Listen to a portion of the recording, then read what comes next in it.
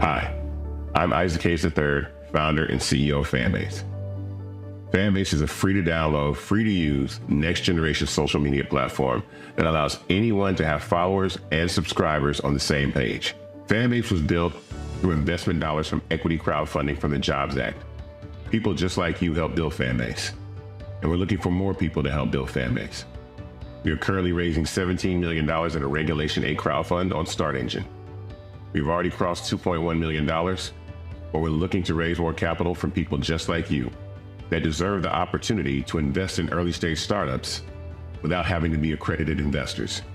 So right now, I'd like you to go to startengine.com/fanbase and invest.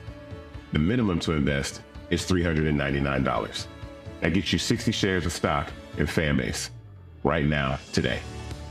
And then use Fanbase to connect with friends, grow your audience, and be you without limits.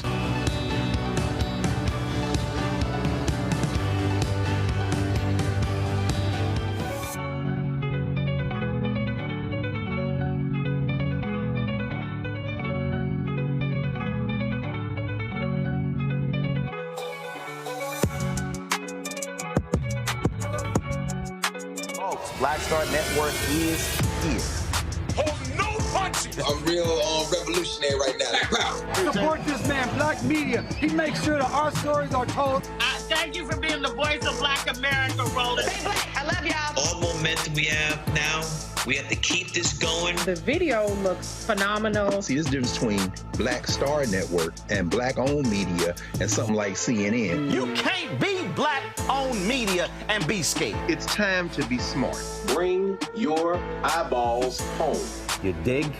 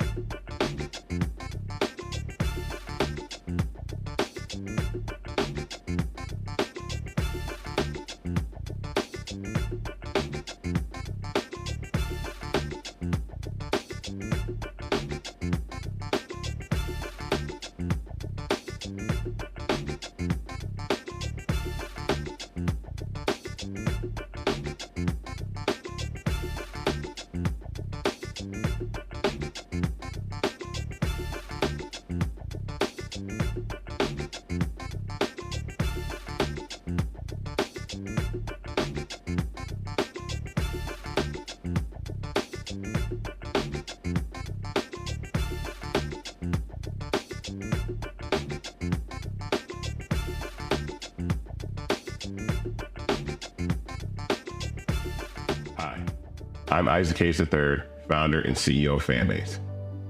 Fanbase is a free-to-download, free-to-use, next-generation social media platform that allows anyone to have followers and subscribers on the same page. Fanbase was built through investment dollars from equity crowdfunding from the Jobs Act. People just like you helped build Fanbase, and we're looking for more people to help build Fanbase. We are currently raising $17 million in a Regulation A crowdfund on Start Engine. We've already crossed $2.1 million, but we're looking to raise more capital from people just like you that deserve the opportunity to invest in early stage startups without having to be accredited investors. So right now, I'd like you to go to startengine.com/fanbase and invest. The minimum to invest is $399. That gets you 60 shares of stock in Fanbase right now, today. And then use Fanbase to connect with friends, grow your audience, and be you without limits.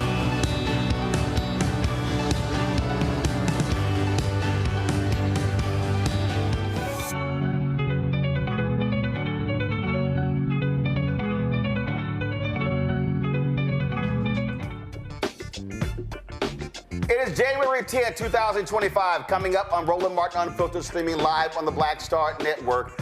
More than a century after a white mob terrorized Tulsa's Greenwood community, burned into the ground, leading to the death of more than 300 African Americans, the U.S. Department of Justice has issued a report acknowledging what's now known as the Tulsa Race Massacre. We'll tell you about that report. Also, Vice President Kamala Harris did not win the presidency. People complain about the economy, which makes no sense because the next administration is inheriting an extremely healthy economy. The last jobs report of the Biden-Harris administration is stellar. We'll talk with Don Graves Jr., Deputy Secretary of Commerce, about the job growth over the past 4 years.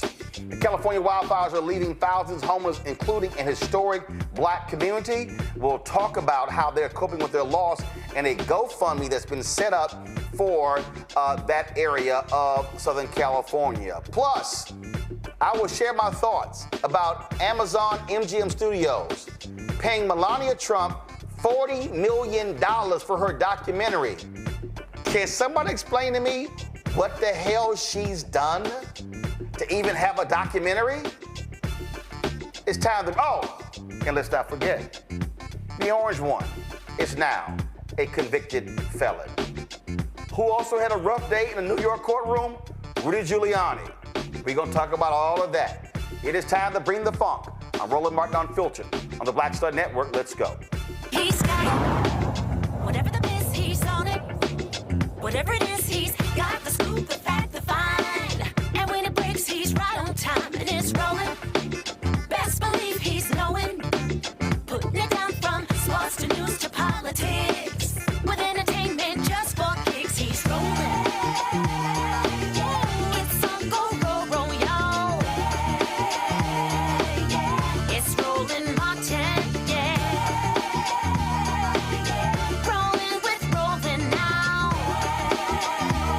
He's funk, he's fresh, he's real, the best, you know he's Roland Martin now.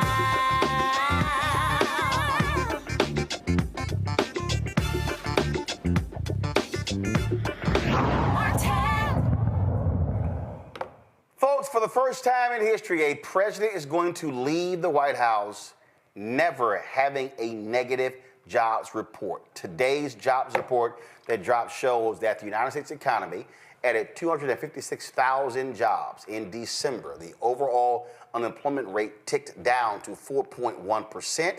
The Black unemployment rate dropped to 6.1%. Unemployment for Black men decreased to 5.6%. The Black female unemployment rate declined from 5.9% to 5.4%. We're talking about 4 years of nothing but job growth under President Joe Biden, Vice President Kamala Harris. Don Graves Jr. is the Deputy Secretary of Commerce. He joins us right now. Don, glad to have you here. And it is still baffling to me that you can have an economy that's working, an economy that recovered from COVID, an economy that was completely rebuilt, an economy that has rebounded better than any other major economy in the world, but Americans still talk about how awful things are. We'll deal with that in a second, but let's just talk about what this administration has done in order to put this country back on track after Donald Trump and Mike Pence left the economy in tatters. Well, brother, it is so good to be with you. And you are exactly right. You look at what we just announced today, Jobs Day, record growth, 256,000 new jobs. That is a huge bump in the economy and caps off nearly 17 million jobs created in the Biden-Harris administration. We've never seen this happen before. To your point, we inherited a mess. Donald Trump and his administration left us with a pandemic, reeling, essentially bleeding jobs. And President Biden and Vice President Harris stepped in, came up with a plan, implemented that plan, and started creating jobs from day one in this administration. Just huge numbers, nearly 1 million new manufacturing jobs since the start of this administration, the lowest gap in unemployment between the white community and the African-American community. That's never happened before. So we're creating massive new jobs, and we're doing it in ways that are going to last. These are good-paying, family-sustaining jobs. What we've seen over the course of the last year is that incomes were up more than $4,000, more than the price of goods, more than inflation. So jobs are the wages are actually outpacing the cost of living, the inflation. What we're also seeing is that we're reducing inflation on an ongoing basis. We've seen that average hourly earnings over the course of the administration, over the course of the last year, were 3.9%, nearly 4%. So you're seeing this constant uptick in economic performance. You're seeing jobs being created, and importantly, jobs being created in our communities, in underserved communities, in communities that historically have not seen the type of lasting jobs that will sustain families. So it's been a great run, and I expect that thanks to the investments that the president and vice president have championed, these jobs will continue to be created over the coming months and years. Look, we did a whole lot on this show trying to explain to people exactly the work the Biden-Harris administration was doing. But for the folk who were stuck on Stupid Island, can you just explain literally the work that was done every single day, the bills that were passed that put us in this position? I get people, I totally understand inflation. I understand the supply chain. I mean, look, I'm looking over here at my other side of my studio, and I wanted to get some furniture for that side. I remember went to the furniture store, and I saw this nice chair. They said, sorry, Mr. Martin, that it's going to take us a minimum of 9 months to get that chair in because of supply chain difficulties. And I can go on and on and on. But it doesn't snap back immediately. This was a daily grind and a daily battle to make sure that we didn't go into a recession and this economy had to be rebuilt. Roland, that is exactly right. Day one, we were reeling from a pandemic. Supply chains across the globe were shut down. People couldn't get access to the care that they needed. They couldn't get access to the goods that they needed. Frankly, all of us were worried that we were headed into the type of recession that actually would be more like a depression. The pundits all said that it was going to take many years, maybe even more than a decade, for job recovery to happen. But the president and vice president stepped in. We got the Recovery Act passed to staunch the bleeding, to get us to a place where we could make sure that people had the resources that they need to keep food on the table, to stay in their homes, to support the small businesses all across the country that were losing money. That was the start. And then they were able to pass the bipartisan infrastructure law. This is the first time this has been done in decades, investing in the long-term infrastructure that we need to make our economy go. So the roads and the bridges, the transportation systems, the things that make our ports work, our airports as well. These were necessary investments. We hadn't done this basically since the Eisenhower administration. And everyone talked about it, including the previous administration. but President Biden and Vice President Harris were able to get it done. So you're seeing good jobs being created in every community across the country. So now that we've invested in our infrastructure, it was time to focus on those industries that are going to power our leadership for the next 20 to 30 years. So we passed the CHIPS and Science Act, focusing on making sure that we had semiconductors. The thing that no one really understood, we were the originators of the semiconductor. That's frankly why Silicon Valley is called what it is because that was where the idea of these semiconductors was first started. We lost that leadership. We weren't producing more than 12% of the world's semiconductors. What that meant is that the goods that people used every day, like their cars, the appliances in their homes, their cell phones, they couldn't get anything new because we didn't have the chips. Our supply chains were shut down. We shouldn't be in a place where our communities, our businesses are being held hostage by other countries. The president and the vice president knew about that. That's why they invested in it. And we're now investing tens of billions of dollars that will create hundreds of billions of dollars worth of economic growth and jobs all across our country so that we're building the semiconductors going forward. We also passed the Inflation Reduction Act. It is going to change our economy for the better. It's creating jobs in a whole range of new technologies like clean energy, like biotech. These are the jobs that aren't just the jobs for PhDs, for the eggheads, as some would say. These are good-paying, family-sustaining jobs. I was just out west not too long ago. I was in Colorado, where I met a company that was receiving funding. They're doing work in this industry called quantum technology. The thing that folks need to know is that quantum is going to power our computing industries for the future. But they're creating great jobs that you don't even need more than a high school degree to be able to work in the industry. In fact, the majority of the jobs that are being created out there are actually going to people who don't have a college degree. I was just in New Mexico. We invested a few $100 million in a company called Rocket Labs that's creating new semiconductors that are absolutely essential to our national security and our economic security. There's only 3 of these companies in the world, and this is the only company based in the United States. The thing that folks didn't realize, is it's a majority-minority company. It's a minority-owned company.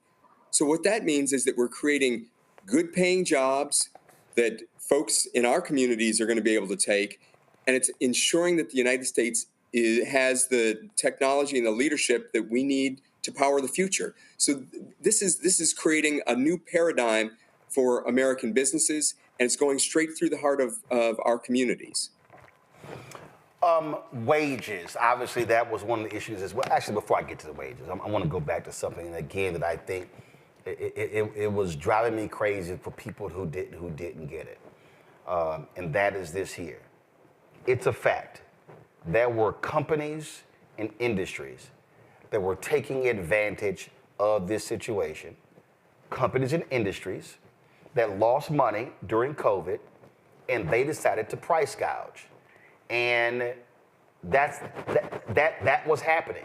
We know for a fact now, there was a trial where egg companies were actually price fixing.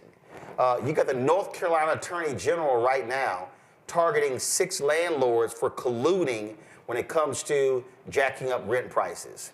And so when people were complaining about rent being too high, groceries being too high, and inflation, there were people who were taking advantage of this to earn themselves millions and billions of dollars, and that made it even more difficult to turn this economy around. So the wins that y'all were going up against, you were going up against price gouging, you were going up against supply chain, you were going up against still dealing with COVID, because that was a reality in 2021, 22, and still present day. And through all of that, 4 consecutive years, every single month of job growth.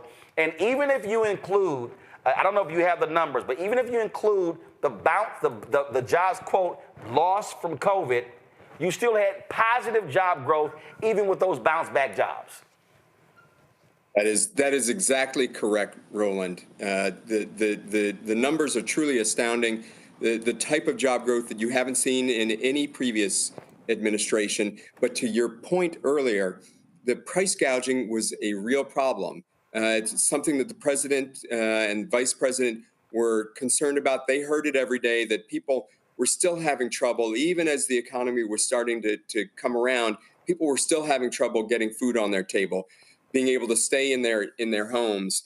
And as a result, the president made sure that the Justice Department, that the Federal Trade Commission, that a Consumer Financial Protection Bureau were using all of the tools at their disposal to prevent these companies from being able to stick it to the average consumer. So that's why they did things like go after the collusion that's going on amongst a number of our biggest apartment complex ownership groups.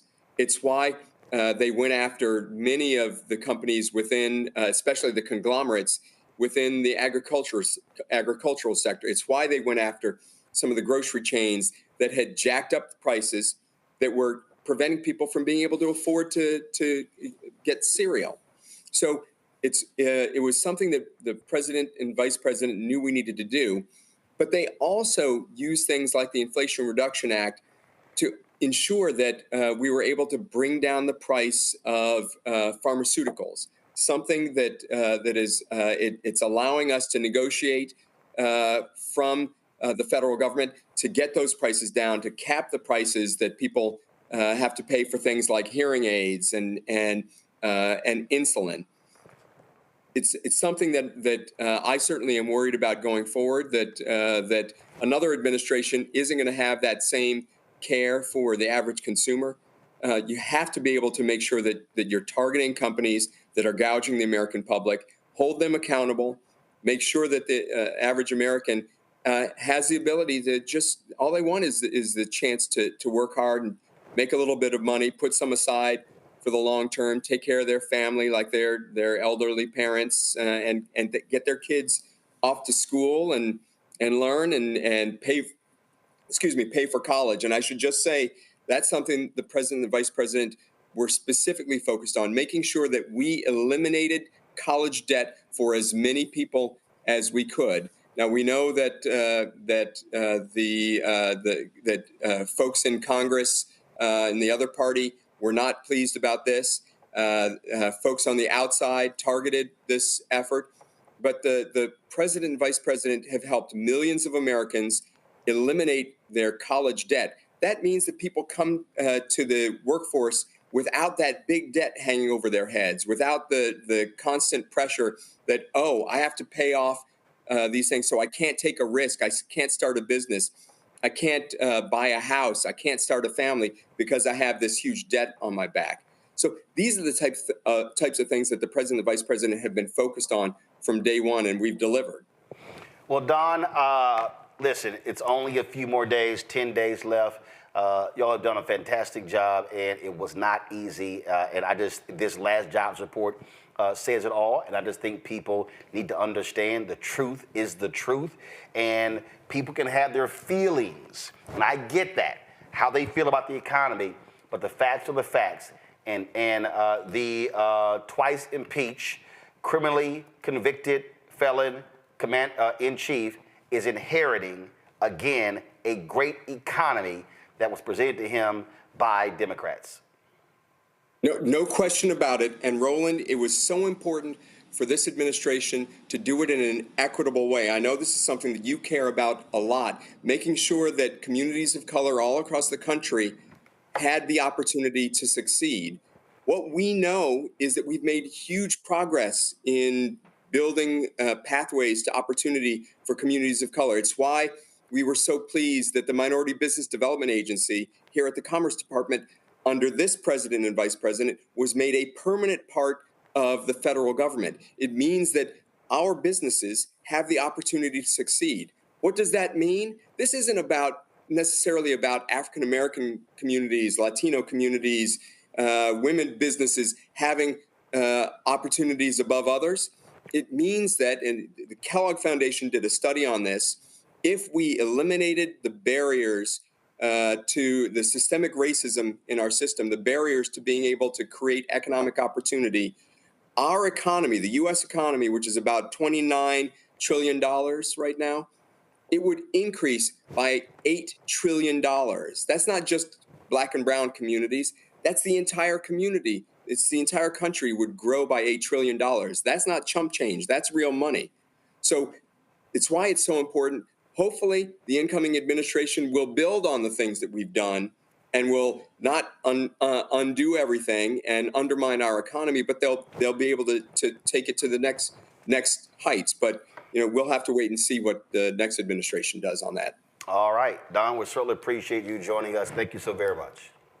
Roland, thank you. Good to be with you. Thanks a bunch. I want to bring in my panel right now. Joining us for today's show, of course, we've got Nola Haynes, of course, foreign policy expert, professor at Georgetown University, and she still claims she does great gumbo, but I've yet to discover that.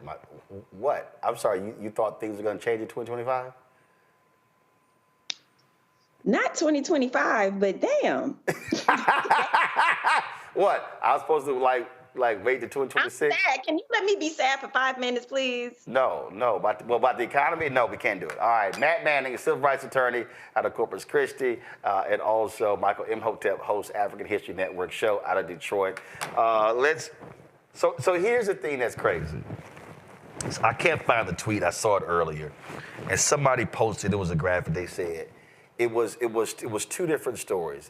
One said Biden leaves with the public with a poll saying the worst feelings about a president in, 50 years. And then the next story said leaves with the best economy we've had in a long time. For the life of me, Nola, it is perplexing that and maybe this is what happens with Americans who don't get news from overseas.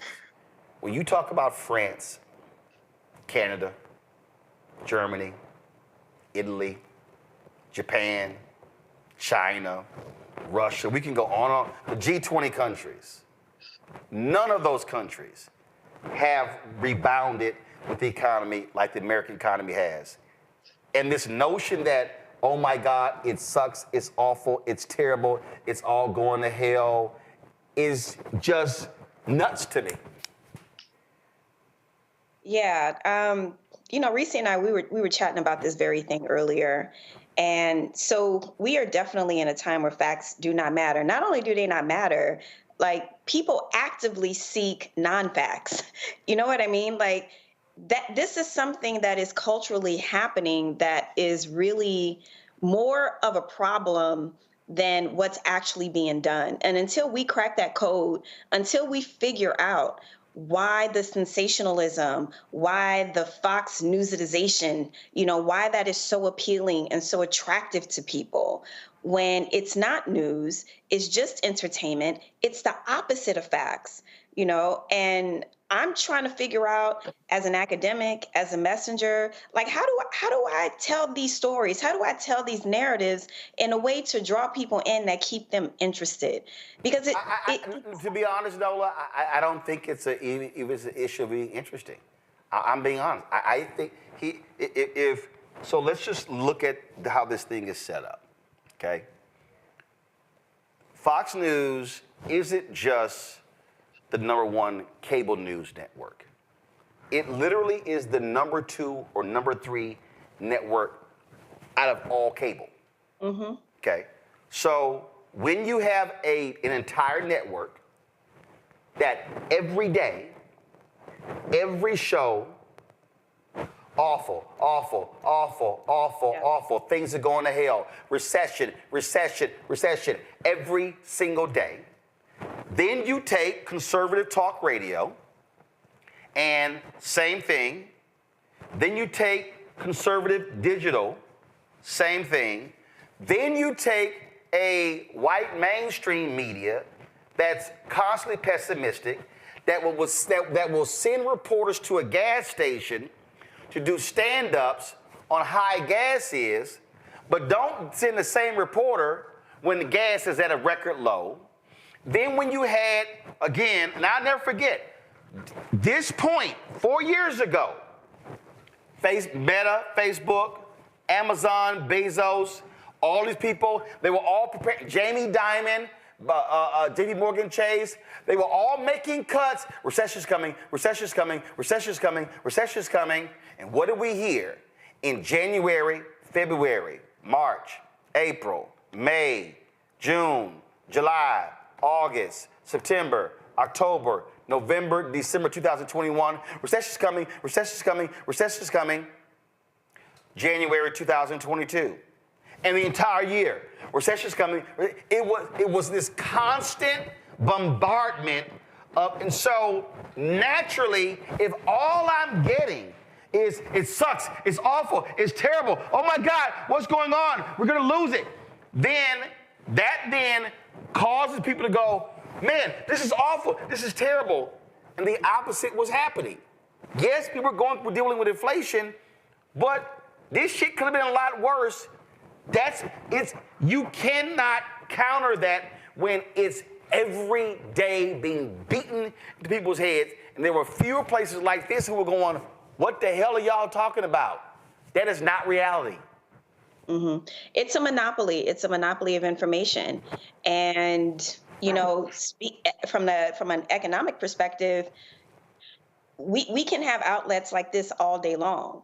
But if we aren't breaking through that monopoly, then what are we doing, right? I mean, is it that we have to be more creative and more innovative if we do not have control of the information ecosystem?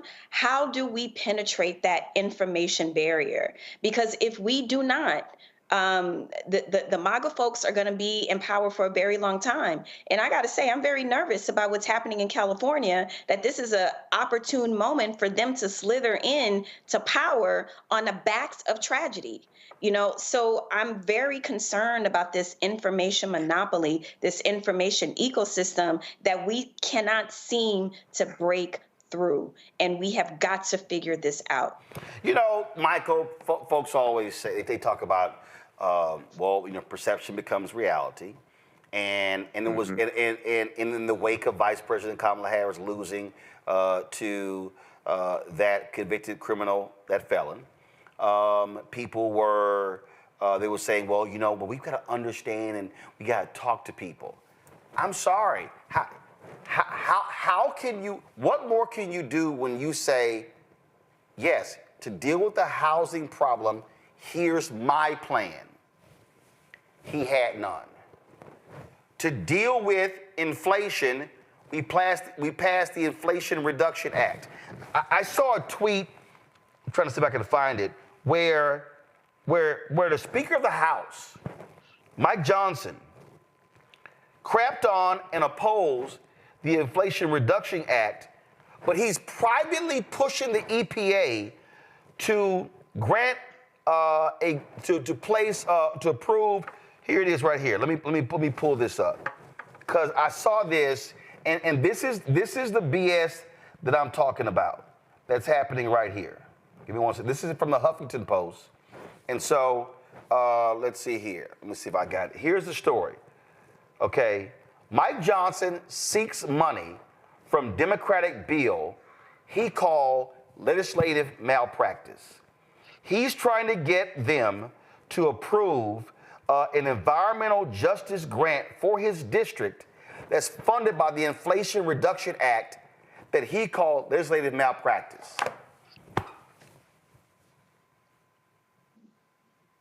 Yeah, this is typical. So a few things, Roland, and I'm glad we're having this conversation.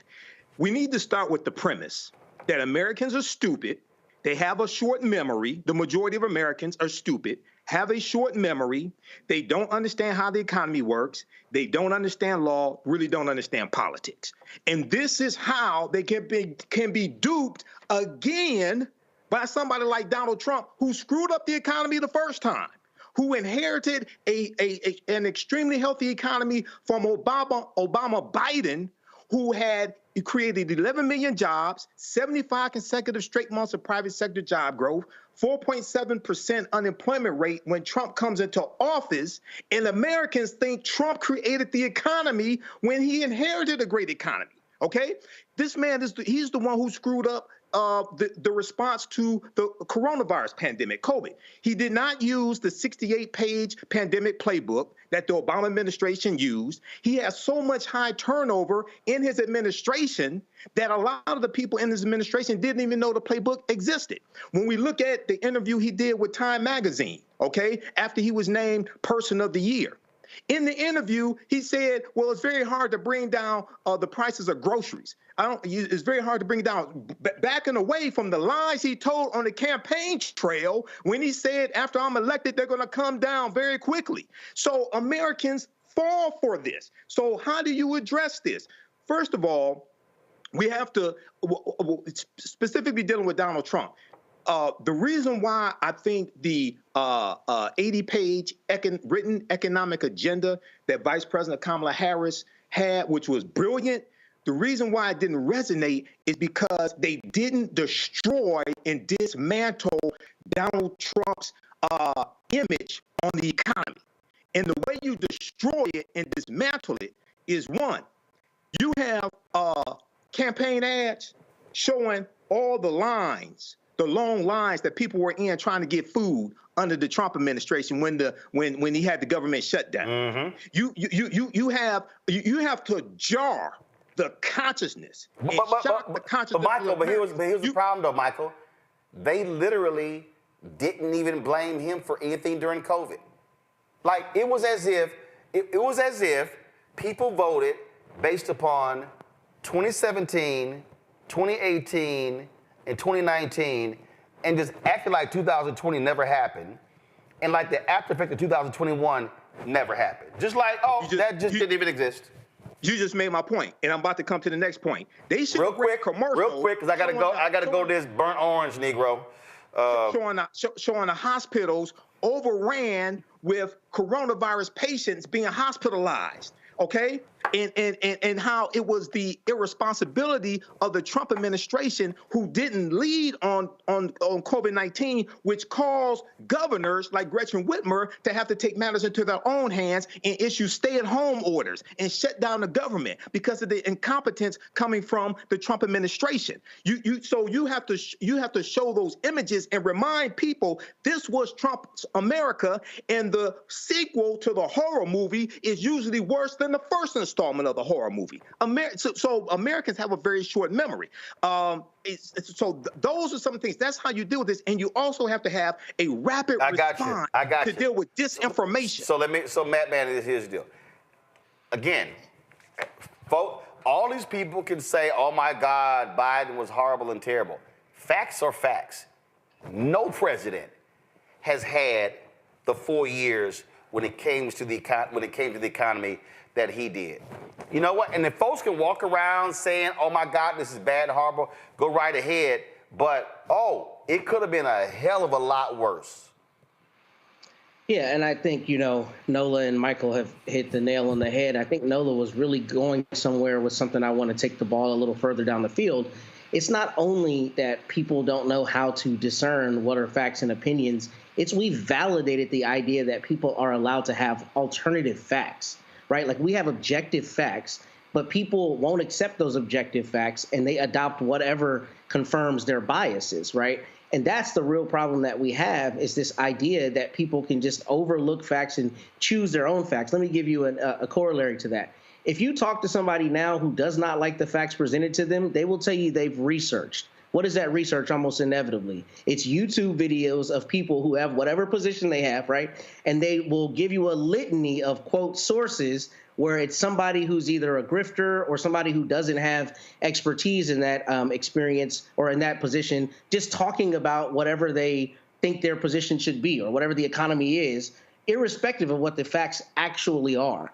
And the reason we have that issue is Michael's also right. People are not intelligent. They don't read deeply, especially when it gets to complex issues. So one of the ways we have to dismantle that, to use Michael's terminology, is we have to just repudiate the idea that you can deviate from whatever an objective fact is. If we have a fact point that X number of jobs were created in this economy, then that is the fact. It's incontrovertible. Whether you like that fact or dislike that fact, you can have an opinion on it, but you can't have a different fact. And we as a society have allowed a conversation of alternative facts that makes it such that we're in bizarro world. That's why on this very show, we've talked about how The Atlantic ran an article that said the economy's great. Why do people think it's bad? And that's because they've adopted alternative facts that are really confirmation bias.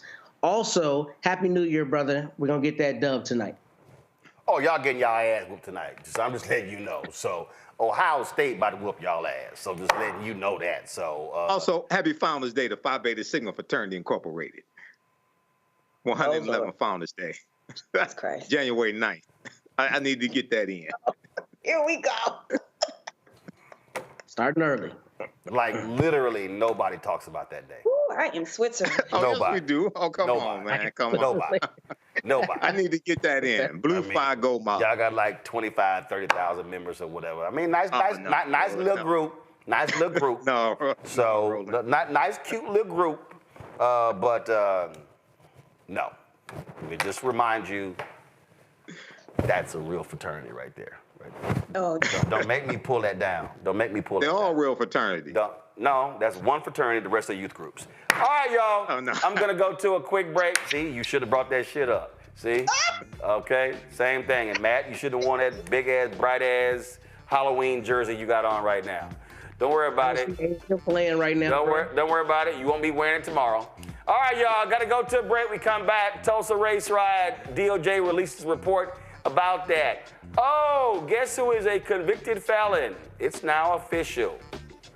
Ooh, he big mad too. Whatever. And ooh, a judge lights into Rudy Giuliani's ass. I'm here for all of the pettiness. You're watching Roland Martin Unfiltered on the Black Star Network. Now streaming on the Black Star Network.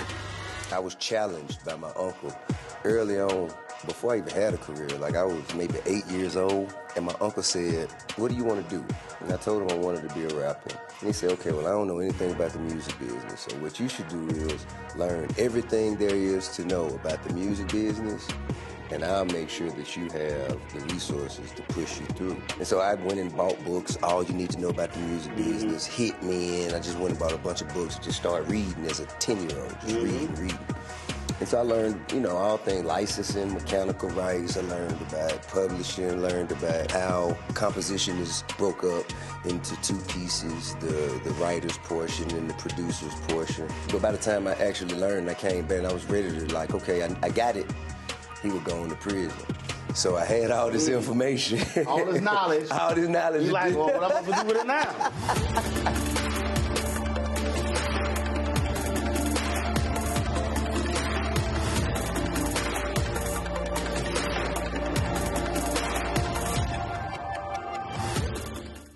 What's up, y'all? Look, Fanbase is more than a platform. It's a movement to empower creators, offering a unique opportunity for everyday people to invest in Black-owned tech, infrastructure, and help shape the future of social media. Investing in technology is essential for creating long-term wealth and influence in the digital age. The Black community must not only consume tech, we must own it. Discover how equity crowdfunding can serve as a powerful tool for funding Black businesses, allowing entrepreneurs to raise capital directly through their community through the Jobs Act.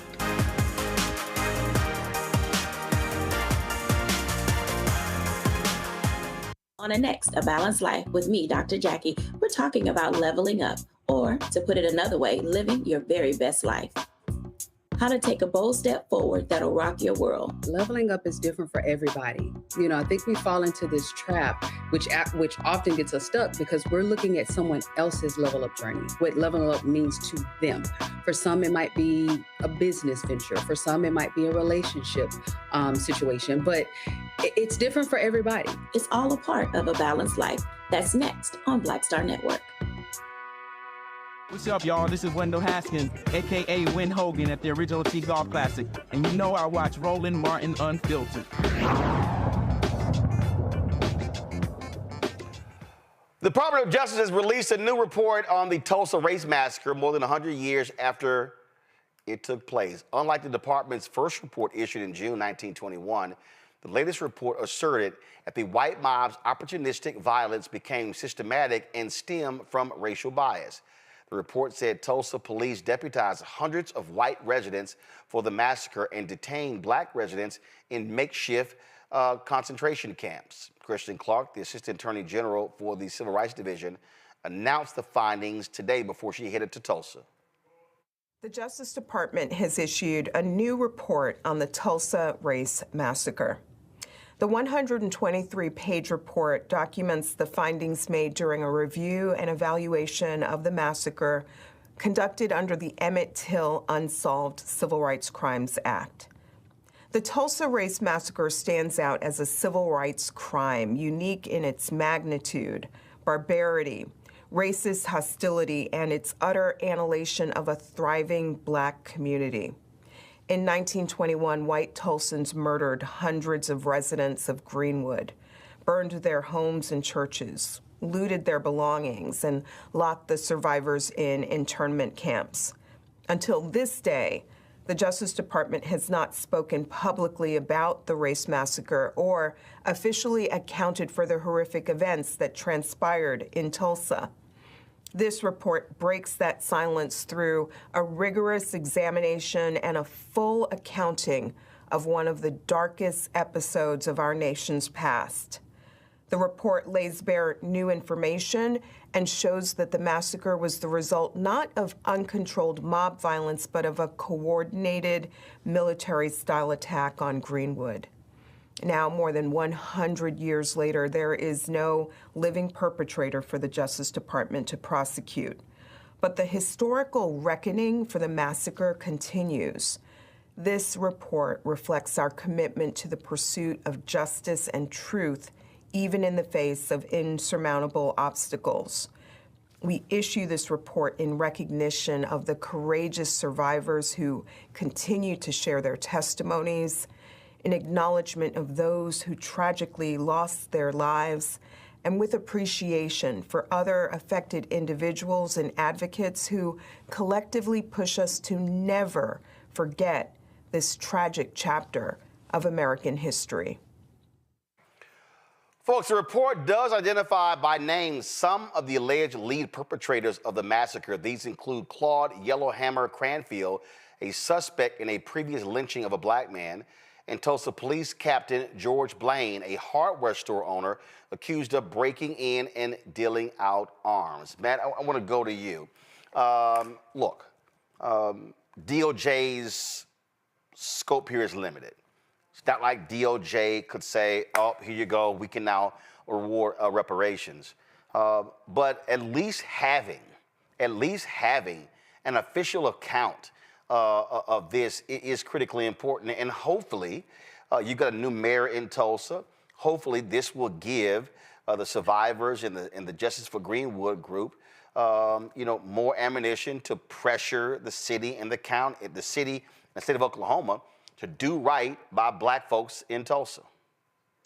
Yeah, I mean, I like the idea of there being recognition. I like the idea of there being a report, but I think it's more ornamental than it is substantive. And that's the sad reality with this kind of thing, because one, as you've already mentioned, what I was thinking when I was listening to the segment, the first part of this, is there's not going to be any reparations. And the fact is, Brother Simmons and his team with Justice for Greenwood brought one of the most brilliant lawsuits I have ever seen in framing this as an ongoing nuisance when you have survivors. And you know what's problematic about this is we have precedent in the law where state legislatures and maybe the feds as well have found ways to change statutes of limitations, particularly in the sexual assault space, to allow survivors to bring claims long after their statute of limitations would have otherwise run. This is a prime example of that. What is really the substantive purpose of DOJ issuing a report if nobody can be held to account, including the government agencies that were involved in, malfeasance and not investigating this or not otherwise holding someone accountable. I like the idea of a historical record, but that does nothing to move the ball forward, particularly when you still have people who are, over 100 years old, who were little children when this happened, who have had to live with that trauma all these years and have no meaningful way to seek recompense. Until that happens, this to me is a Pyrrhic victory. Well, obviously, I mean, it's not like, NOLA's not like it was going to be able to do the things that folks wanted to do, but at least you have a federal account. And again, what I hope it provides those folks who are fighting with something else to be able to use to push the city and to push the state. Because so far, even without this report, they've said, I don't give a damn. Right. I feel a lot of ways about this. There's a part of me that's kind of sick and tired of this, of symbolism, especially when it comes to us, especially when it comes to our history in this country. And then as an educator, as an academic, I am incredibly worried about what is going to happen to facts, to stories and narratives like this. What is going to happen to Black history over the course of the next, 4 years as education completely gets dismantled and reconstructed in a way that will push more alternative facts. So there's a part of me that sees this as a first step towards maybe another lawsuit that can be structured from this lawsuit that maybe can provide survivors with some sort of financial reparation. I don't know, but I am very worried about when it comes to the Black community historically in this country, that consequences of people who have perpetrated horrible crimes against us hardly are ever held to account. And secondly, I am very concerned about what's going to happen, not just to primary education, secondary education, but also higher education in this country, and how there seems to be a push to specifically hide Black history in this country because people don't want to reconcile with the reality. So I feel different ways about this, Roland. But so here's my whole deal here, Michael, how I look at it. One, you can't hide what's now in a document. Now, you could ignore it, but the reality is you have this official federal account. Going in, there are limitations. You know that going in. But I would rather have this than not have it. It wasn't until 2018 that students in Oklahoma in the school books were taught what happened in Tulsa. It wasn't in their books for almost 100 years. And so is it symbolic? Sure, you can call it symbolic. I get that. But I still would rather have the Civil Rights Division do this report, issue the report, have it documented in folks' hands than not to have it. Absolutely. And I think it's important to note a few things here. Number one, it was President Joe Biden who made June 1st a National Day of Remembrance, I think it was called, for the Tulsa Race Massacre. Okay, number one. So we need to commemorate that every June 1st and teach the history. Number two, is extremely important to have this documented also by the federal government. Now, something like this would never happen under the Trump administration. I just want people to understand that because these are facts that can also be incorporated into the school system in Tulsa, Oklahoma, but this needs to be taught in schools all across the country. When it comes to specifically Tulsa, and trying to repair the damage as much as they can and give economic opportunities, business opportunities, things like that. They need to deal with that. There's a movement across the country dealing with municipal reparations, okay? And I did a presentation to the Detroit Reparations Task Force here in Detroit, March 2nd, 2024. And it deals with understanding what the local government can do to provide opportunities to citizens that are there today to try to repair this damage. So whether it's business grants, whether it's expanding city contracts to quote unquote minority-owned businesses, things of this nature, they need to explore all those options, okay? And one of the most important things that gets left out of this history, and I've done lectures on this history, and I'm in a documentary about the Tulsa Race Massacre as well, is that these brothers and sisters rebuilt the Greenwood district after the Race Massacre with their own dollars. And they got help from the surrounding black townships, because there are about 50 black townships in Oklahoma because of migration out there. Is one that, even though it was horrible what happened, there's another success story because we rebuilt it. And that oftentimes gets left out of the conversation and how we teach this history.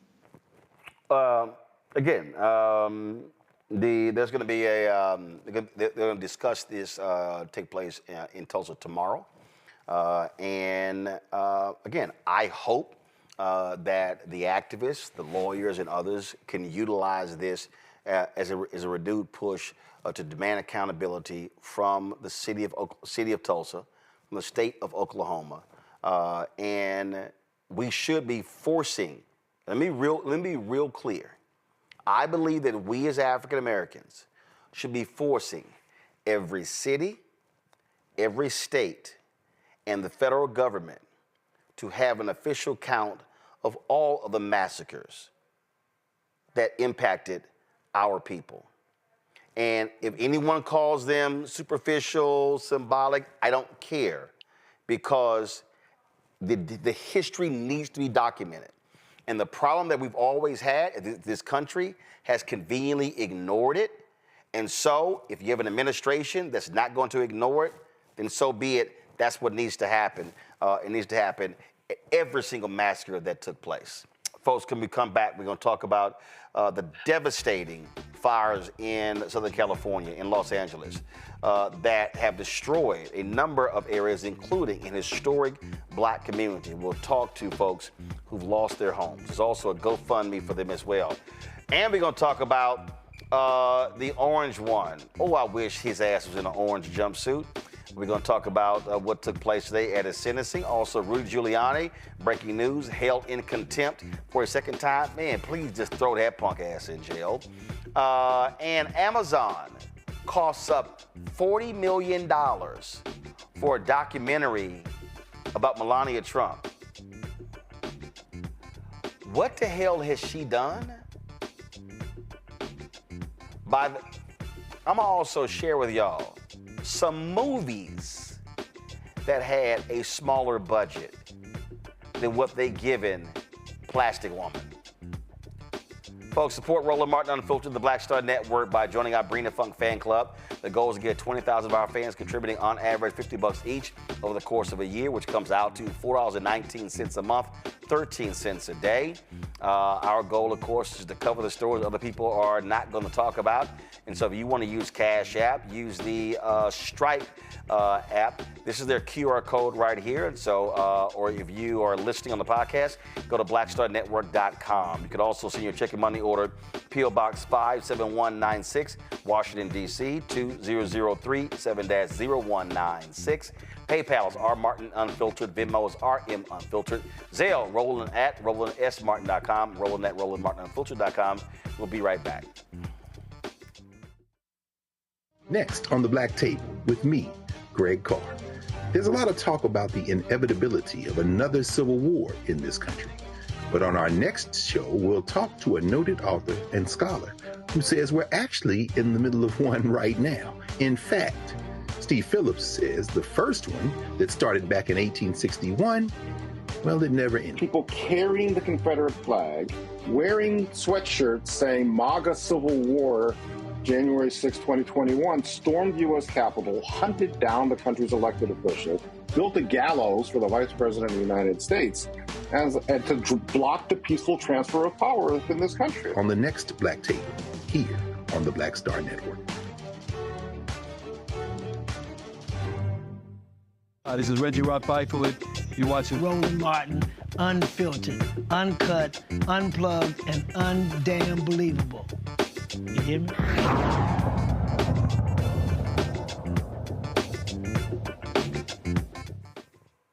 Folks, the battle continues in the Los Angeles area to get control of the thousands and thousands of acres of land that has been burned. And it's not just land, folks. The homes of so many people have been completely and utterly destroyed. Homes, businesses, you name it, whole neighborhoods, areas completely destroyed. You see the devastation right here. We're talking about the life savings, the personal savings of people who have lived in these homes for 20, 30, 40, 50 years. A lot of the attention has been focused on celebrities, but there are a lot of regular, ordinary folk, working class folk, who have lost their homes. Dozens of communities have been under a mandatory evacuation order in Southern California, with evacuation warnings affecting dozens more as crews continue battling these blazes that have destroyed Pacific Palisades, Malibu, and other areas.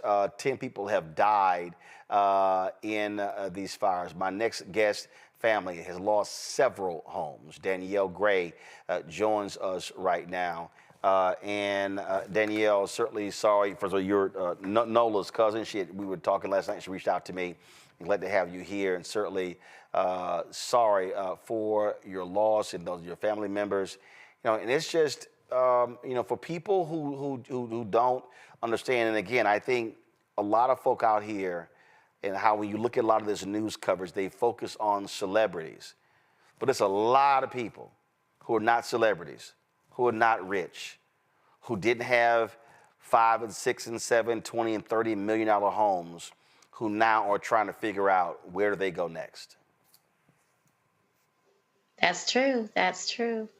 My parents worked really, really hard for everything that they had, and just like that, it's all gone. It burned down to the ground. It's all gone. When did first of all, where exactly were your parents' home? Where was it? They lived in Altadena, so their home. If for folks who don't know what Altadena is, explain what Altadena is. So Altadena is the foothills right above Pasadena, California. So it's kind of like at the top of the mountain, and my parents lived on a private road where there were like 13 houses, and 11 of them are gone. 11 of the 13 are gone. They're gone. That's my parents' home right there. That's their home. When did it all start? Because this moved extremely quickly. Well, it started, their power was turned off at 2 p.m. Today's Friday. On Wednesday. That's their home. Wow. Oh, my God. And so they turned the power off at 2. And they said the fire was on the east of Altadena, and that it wasn't coming their way. So that was at 2 p.m. So they were without communication from 2 p.m. all the way until the end. But at about 3 a.m. in the morning, they heard someone on a bullhorn saying, "You need to get out, and get out now." And when they woke up, they looked out the back door, and the fire was in the backyard. Wow. And that's the thing that, I mean, you've got people out here, folk who ain't even from California, folk who don't even know anything about wildfires, who have no experience whatsoever when it comes to forest management, blaming the governor, blaming the mayor. Oh my God, where's the water? And I was seeing other experts yesterday who said that you had 100-mile-an-hour winds. You had, and first of all, you said the power was cut off. So explain to people why the power was cut off. Wasn't it because of the winds? They were afraid that the winds were going to snap the power lines and that was going to spark fires? Absolutely, that is correct. So the winds were very extreme, and they were ferocious, and they were It was very windy up there. When I spoke to my parents, it was super windy. And so they were, they were battling that situation. And then, so that's why they initially cut the power off. Yeah, I'm just, and at the end of the day, when that fire hit at 3 a.m. and it was in their backyard, it moved very quickly. It took the entire street almost out. I mean, were they able to, obviously, were they able to grab anything, to try to salvage anything? Nothing. Wow. They only had the clothes on their back, the shoes on their feet, and that's the only thing they were able to take. They were able to take their IDs, and that's it. I mean, everything else is. How long do they live there? 50 years. 50 years. 50 years. We'll bring Nola in here. Nola, one of the things that you said to me last night was, this is like going through Hurricane Katrina all over again. Yeah. I get chills like every time I think about it, because it's the exact same situation in Katrina. You had to get out quickly and you weren't able to take anything with you. And my aunt and uncle's home is where a lot of our family evacuated to, including our grandmother. This was our stability. This was our safety. California, Altadena, Redondo Beach, where we had set up, where we were all living in Hollywood. And yesterday, the past few days, all that was upended. And in one lifetime, our family has seen Katrina, and now this, where we brought the few memories, that people were able to salvage for Katrina, the photos or whatever. Like, you should see us sharing the same photos, because so many of our memories are gone. It's complete devastation. Danielle, there's a lot of blame happening. And a friend of mine who's from California, we were in a group chat, and the question was asked, I don't understand how the homes in Malibu, which are on the beach, how did they burn and water wasn't used in the ocean? My response was, you can't send planes up with 100-mile-an-hour winds. It's the equivalent of a hurricane. And I think that's just one of the things that, like, when you start in a very calm way trying to walk people through, to explain to them what a natural disaster is, it's like, you can run around trying to blame folk, but you've had, in that area, 8 months of virtually no rain, extremely dry. And a lot of experts have said that this catastrophe was waiting to happen, that firefighters always feared that when the winds went above 50, 60, 70 miles an hour, there was nothing that they could do. Had your parents dealt with fires in the past? Yes, absolutely. We've dealt with many fires in the past, and nothing like this. It has not affected us in a way to where we actually had to evacuate and get out so quickly. And what was so different, for people who aren't there, what was so different about this time than previous times? Well, I would have to say that the fact that they were not able to get the resources that they needed because of the winds. They couldn't get the helicopters up there. I'm not sure what happened on the ground level, because there was no water. When we went up to our house on Wednesday afternoon, it was still on fire. We drove through Altadena, my community. So many houses were still actively burning, and there was no water. The fire department was not present. So I'm not sure why on the ground level, once the winds did stop, why that didn't take place. I'm not sure why it didn't happen. Well, as I look at several things, first of all, you have officials talking about how they are making progress in getting these fires under control. You also have some smaller fires that have broken out, and officials have actually said that more than likely that's arson. So even in a time like this, you've got yahoos who do stupid stuff who actually contribute to this. And I saw another piece that said that I think Manhattan is something like, I forgot, the story was like in Manhattan is 11 or 12,000 acres. And they said in this case, the acreage that fire has consumed is upwards of 17,000. So they said, so imagine if all of Manhattan and a few more thousand acres were completely burned. That's how massive this is. Absolutely. My aunt's house is on Pine Avenue in Altadena, California, and the entire block, her entire block is burned down. There's blocks and blocks where both sides of the street is completely burned down to the ground. My junior high school is burned down to the ground. All of the stores, it looks like a war zone. It looks like we were bombed. Matt, the thing that has really been getting on my nerves, and it really has been, a lot of these idiot media people out here running their mouths, wanting to blame, wanting to blast. I mean, look at this, y'all. This video here, they are literally driving through fire. Like you watch movies. Mm-hmm. You watch movies. Excuse me. You watch movies and you see that this ain't a movie. This is absolutely real life. And the thing that's really been, again, getting on my nerves are the folks who are yelling and screaming. You had first false reports saying the fire department budget was cut. You've had people who saying, well, water tanks were empty.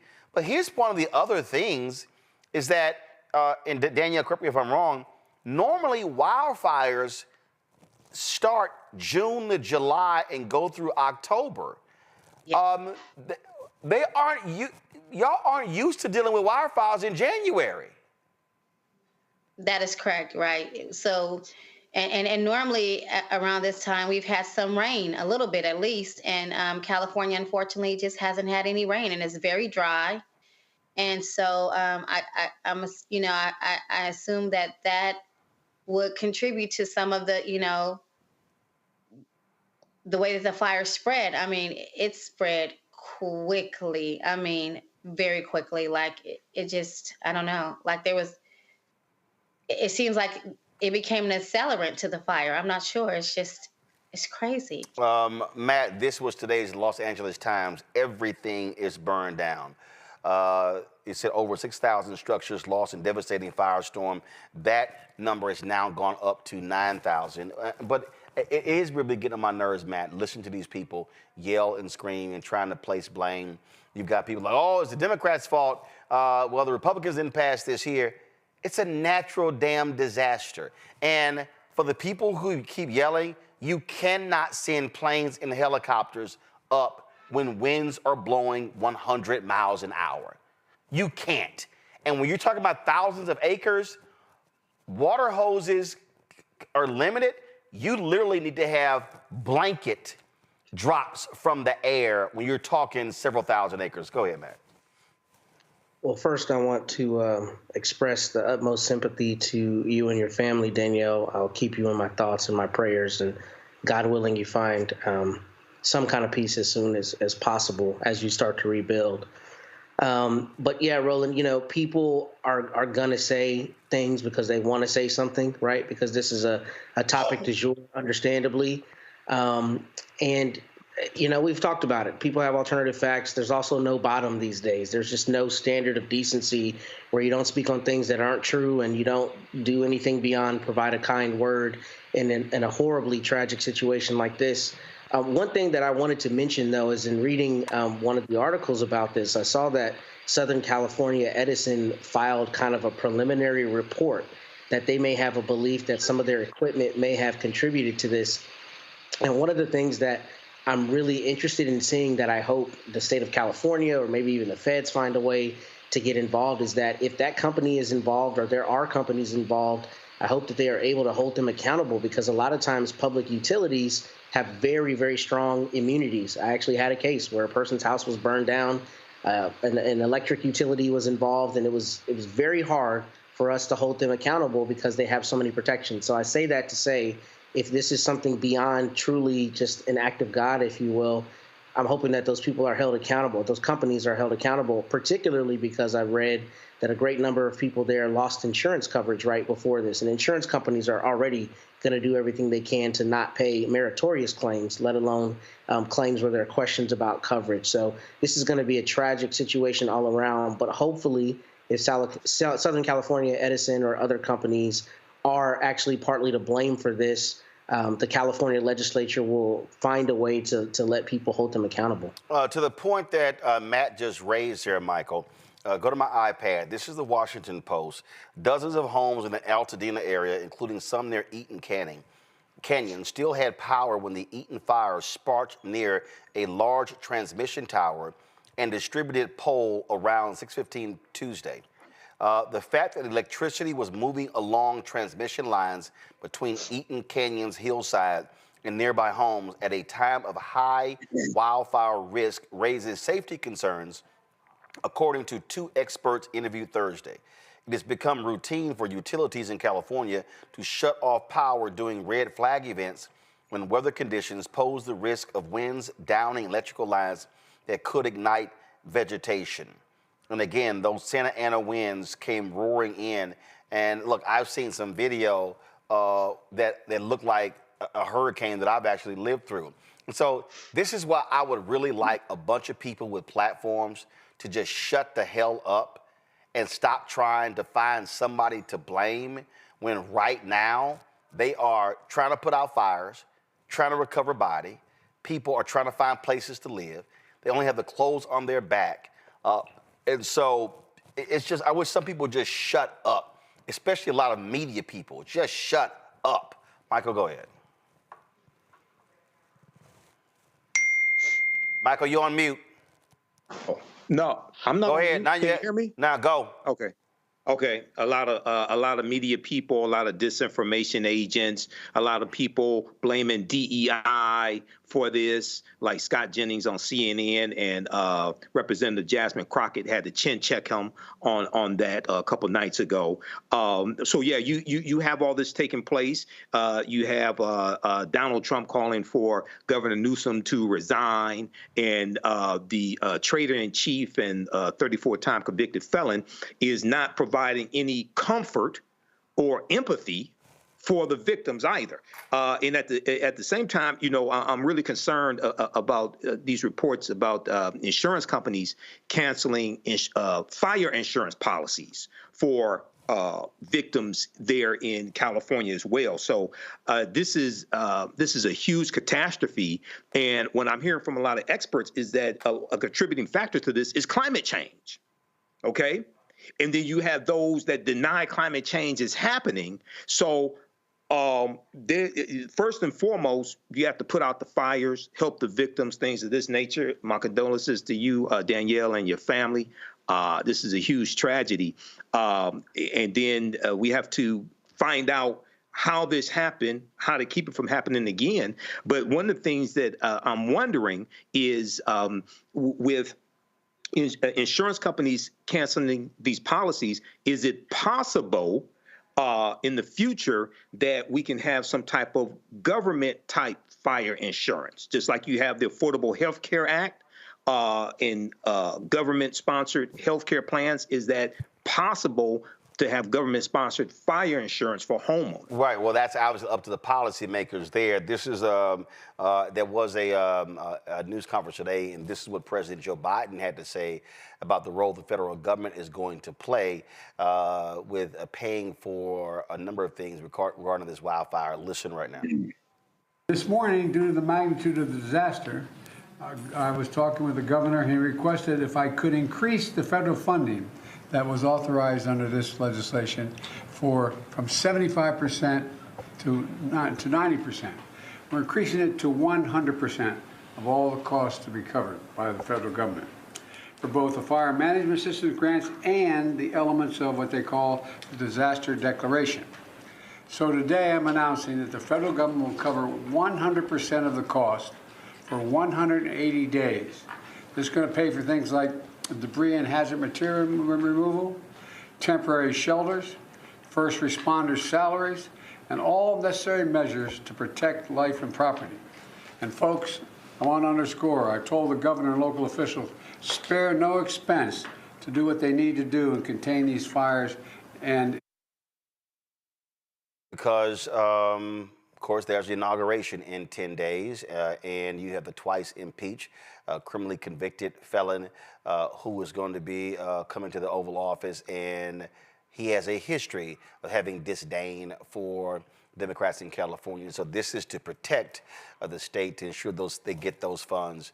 I want to bring in another California family seeking help, the Jones family. Adonis, Denise, and Rochelle, they're also from Altadena. Their home has been in the family for generations. Denise's mother bought it as a young woman.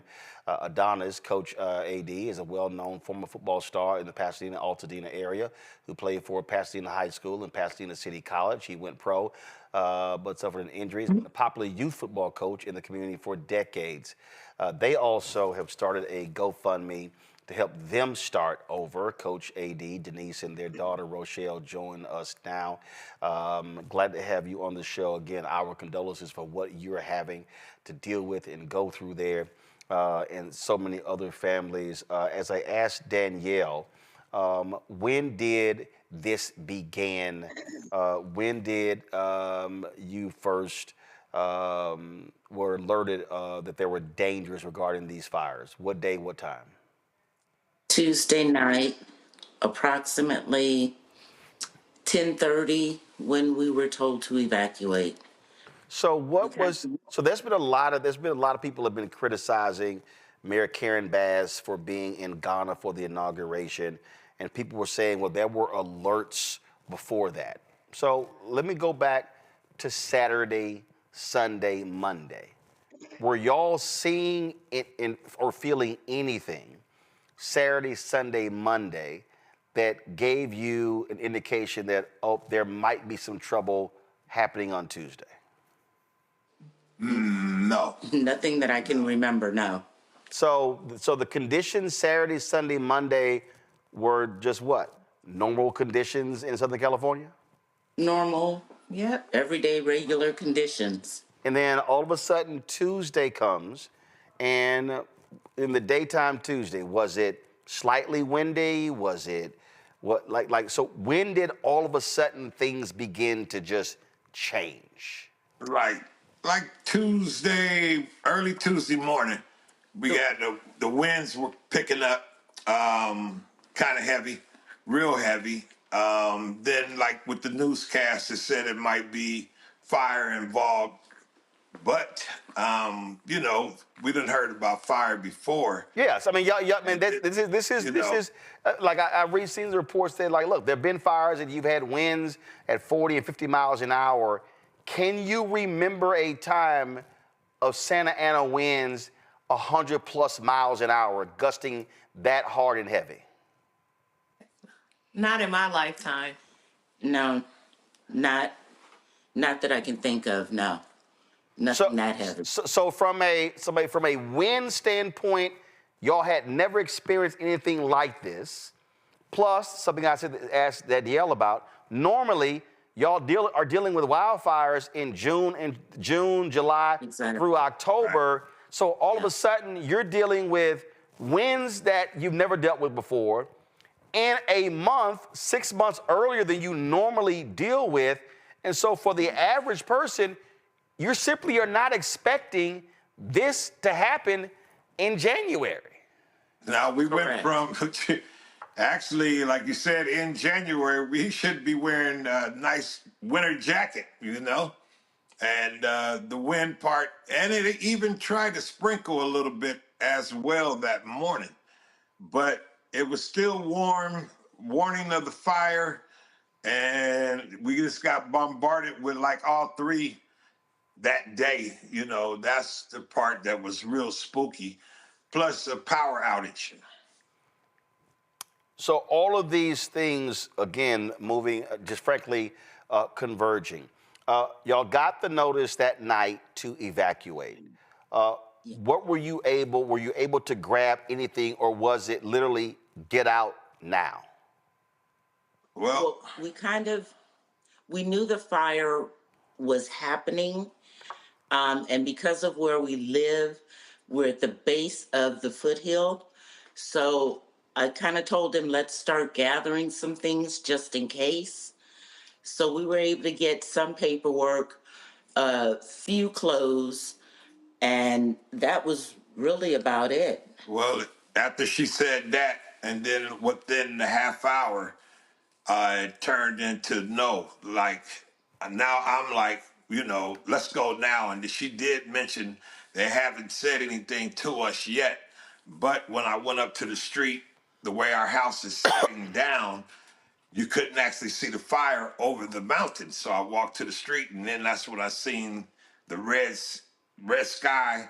And I just told her, we kind of got into it. I said, we're out of here right now. I didn't wait until no patrol car came or nobody knocked on the door.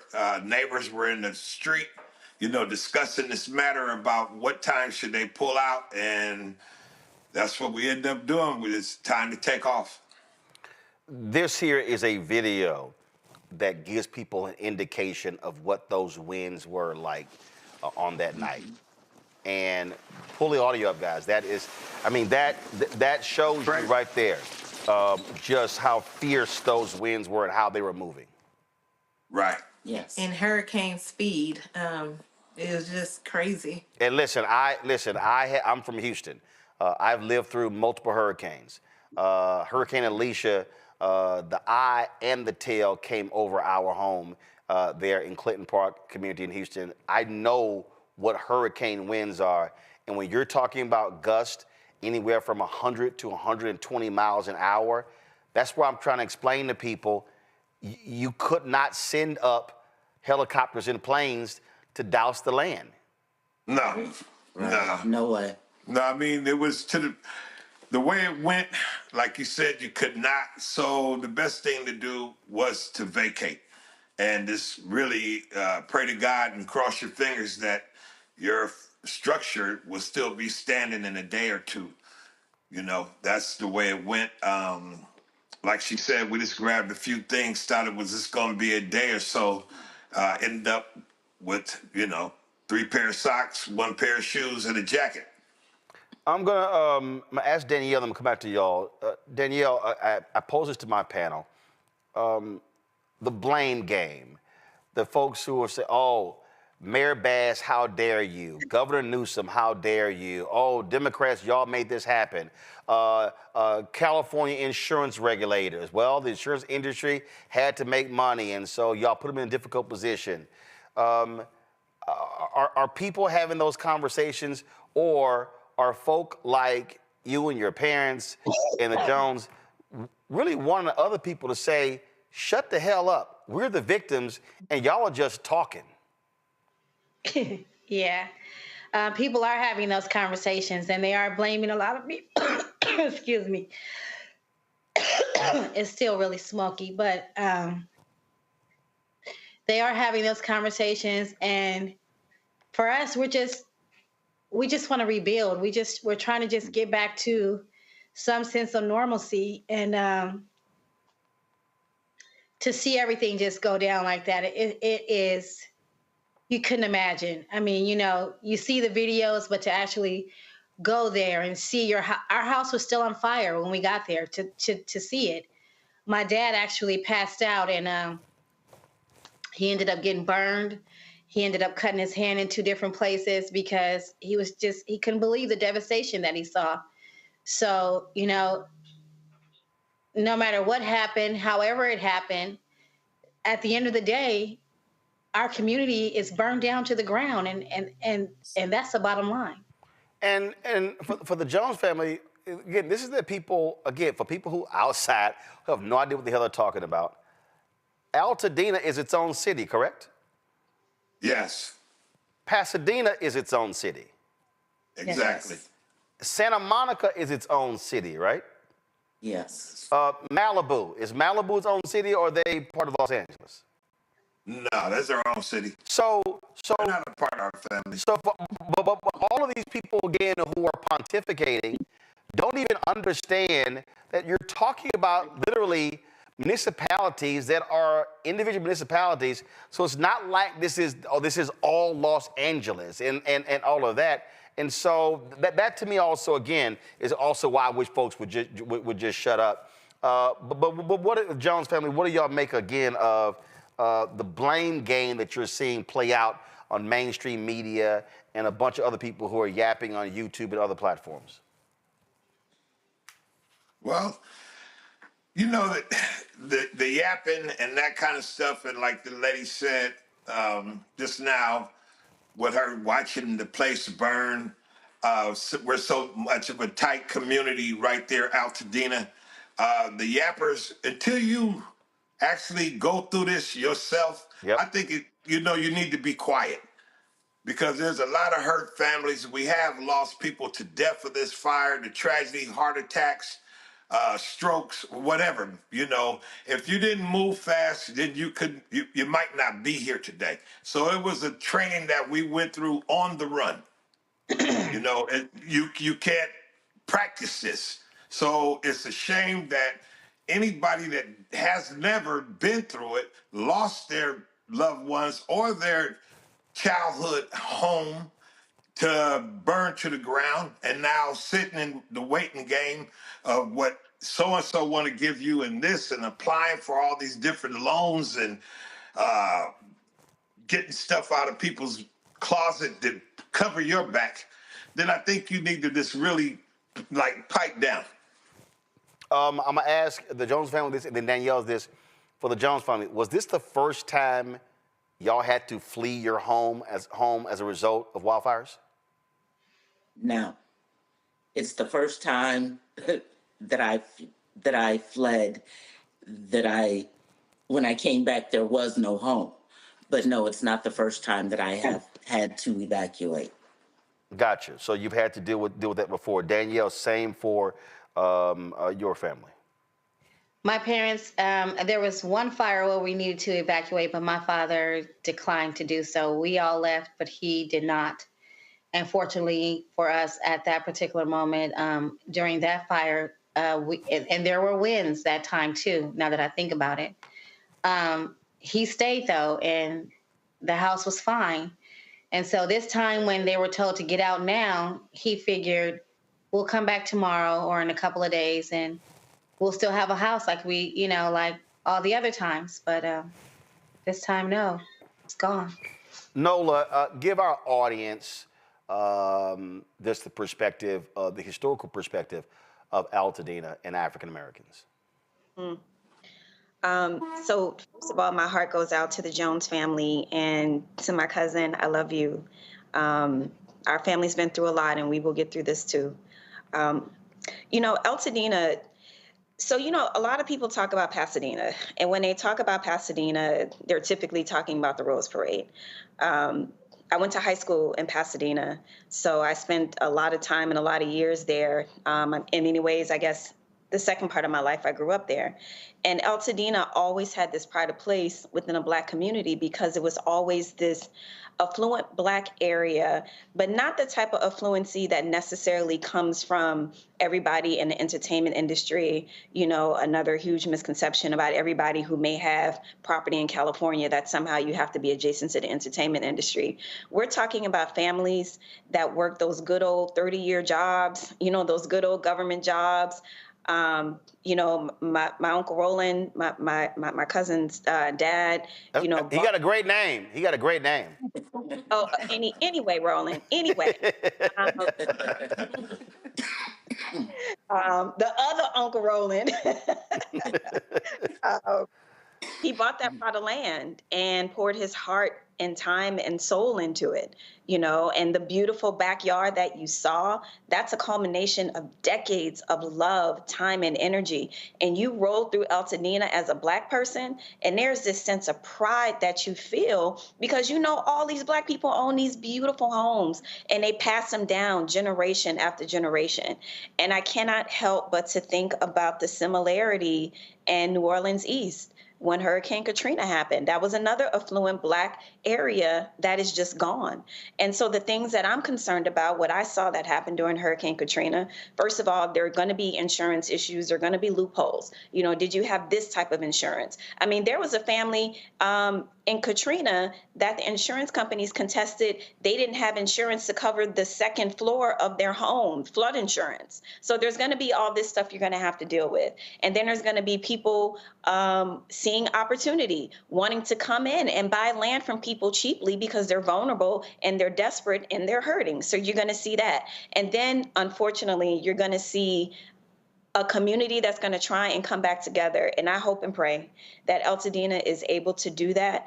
But what I've seen is that it is nearly impossible to bring back that specialness and that uniqueness in a natural disaster situation like this. And then another point that I want to make about Altadena, I really hope and pray that the seniors, that the elders were able to evacuate. People don't understand about the aging population in Altadena because, like I said, these are generational homes. You know, these are people that, you know, worked for the post office and stuff like that. We are talking about seniors and elders in Altadena. Yep. And maybe some of them did not get out. I don't know. Well, actually, that was one of the stories that I was just reading, that's what a lot of the firefighters fear. They said as they get these under control, the death toll right now is 10, and they fear that is going to go up dramatically because of people who didn't leave their homes. People who, I remember there was a video we posted that was two guys were in their home and literally it was fire on all four sides and they were still in it. And a lot of people, unfortunately, may have thought like what Danielle said her father did the previous time by saying, you know, I'll ride it out. And again, I know what that's like when you have family members who say, I'm going to ride a hurricane out, and you're like, you not. My daddy did it in Katrina. He got out the last minute and had to go to Xavier and was locked in Xavier for 2 days and he had to swim out. I understand. Absolutely. I'll start with Danielle. Danielle, what's obviously, it's all about rebuilding, but what's next? What do you, for your parents and others, what do they do now? That's a good question, Roland. We've been trying to figure it out day by day. We've been doing everything that we can do. We've been following the claims. Unfortunately, these insurance companies, they are not, doing the best that they can do. And they did cancel a lot of people in Altadena. They were planning to cancel my parents next month. Or where they were up for renewal and they were saying they didn't think that they were going to renew the policy, so the insurance is going to be an issue for a lot of people. Fortunately for my parents, it's not going to be an issue, but they are still trying to, lowball my parents, and they're not trying to give the proper value.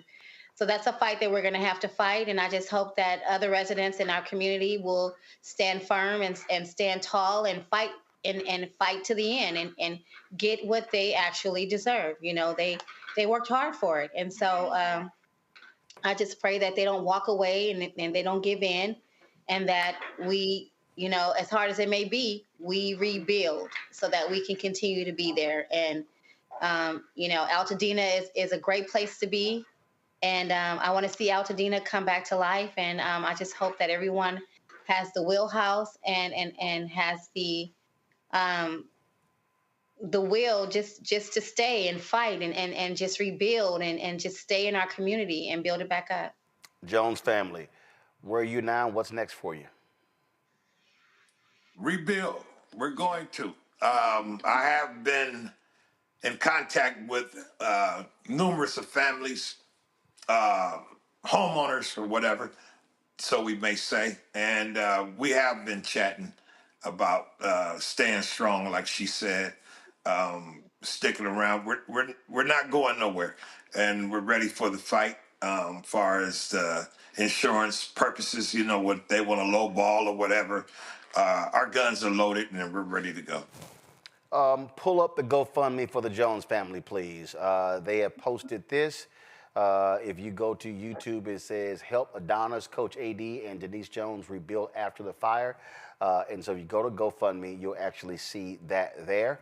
Also, you had a couple of major black law firms, attorney James Bryant, Rodney Diggs, Brian Dunn, Rod Davis, along with activist Jasmine Koenig. They also have a GoFundMe called LA Fires, the impacted black community urgently needs help. And so that is it right here. They have a targeted goal of $55,000, $9,500 has been raised. The amount for the Jones family, I don't have that one up, so y'all, but folks, please do what you can to assist this family, to assist these families. Danielle, do y'all have a specific one, or Yeah. what is yours? Ebony has it.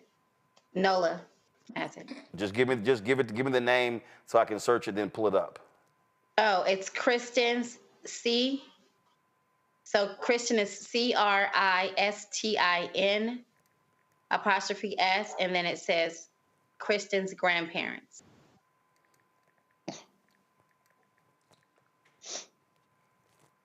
All right, let's see if we can pull that up. Control room, if y'all have it as well, go ahead and pull it up, let me know. CRISTINE apostrophe No, S. TIN. Huh? CRISTIN. Tristan, got it. All right. Tristan's grandparents. So, guys, if y'all could pull that up. But again, we want our audience to assist. Again, this is a huge moment that people need. And so this is the time for our folks to step up as well. So we'll share all three of those GoFundMes on all of our social media accounts. And control room, y'all can pull up that Tristan one. Guys, go ahead and let me know. So again, let me thank the Jones family. Let me thank Danielle. We are thankful that all of your family members are safe, that y'all are healthy. And so, of course, no one wants to lose their belongings in a home. But as you said, Coach, homes can be rebuilt, lives cannot be restored once they are over. So, again, thank you so very much for joining us. Thank you. Thank you. Love you, Danielle. Thank you. Love you too. This is, and so again, for our folks who are watching, it is very easy. So go ahead and pull up that third GoFundMe. Again, it says support Kristen's grandparents, rebuild their home. And so you see that GoFundMe as well. So what we're going to do is we're going to do screenshots of all three of those, put the links on all of our social media accounts for folks to be able to assist. And so again, I just really hope in moments like this, there are a lot of people out there who are pontificating, who are running their mouths, who are complaining, and who are calling folks out. There is absolutely time for all of that later. But right now, this is about saving lives. This is about saving homes. And we're not talking about just buildings. We're talking about people's literally life savings. Imagine every person who's watching right now, imagine if your home and everything in your life went up in smoke. As a matter of fact, I saw this, the Jones family were able to get out. They said they drove away. I saw this one video of a sister, she got back, house was gone, car was gone, everything. She had no mode of transportation. There are people who weren't even in the city who were gone. And so, and also to people, don't get caught up in, and listen, whether you are a working class person or whether you're a celebrity, whether you had a house in Altadena or you had a house on Malibu Beach, gone is gone. And so, I saw a photo of a billionaire's house who was gone. And so whether you're a billionaire or whether you are a thousandaire, last thing you want is to go through this type of devastation. And so I just need people to keep that in mind when folk are running their mouths right now. Let me go to a break. We come back. We're going to talk about a couple of criminal cases, both involving an orange man who should be in an orange jumpsuit. You're watching Roland Martin Unfiltered on the Black Star Network. Coming soon to the Black Star Network. But y'all, when you're on that stage, or when you're and you're seeing 2 and 3 or 4 generations in the audience, that's got to speak to you about the power of what y'all have become. Oh, most definitely. I think we were doing our show before our tour, before our break, and remember, I was watching this kid. I could not take my eyes off him because he was about 9 or so. He was sitting in the front row with his, over on the right hand side. Yes. I was amazed that this kid knew everything, and I was like tripping to see how many songs this kid actually knew. And he knew them all. And he knew them all. We had to go over there and bring him on stage and take a picture with him, at the end of the show and stuff, because it was just that amazing. It's like, this is crazy. The music travels everywhere, like what Philip was saying, seeing this young kid, then you hear our songs on commercials, cold commercials. Then you have the younger ones that hear our music in animation.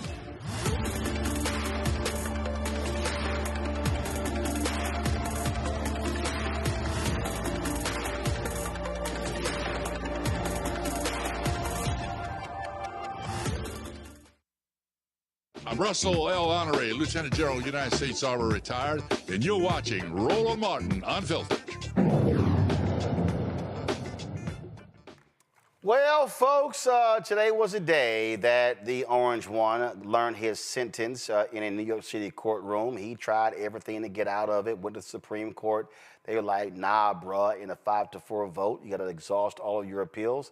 And, of course, what did he do? He went there and complained, talked about all the votes that he got, and went state by state, just constantly just ran his mouth. And then eventually he got sentenced to an unconditional discharge.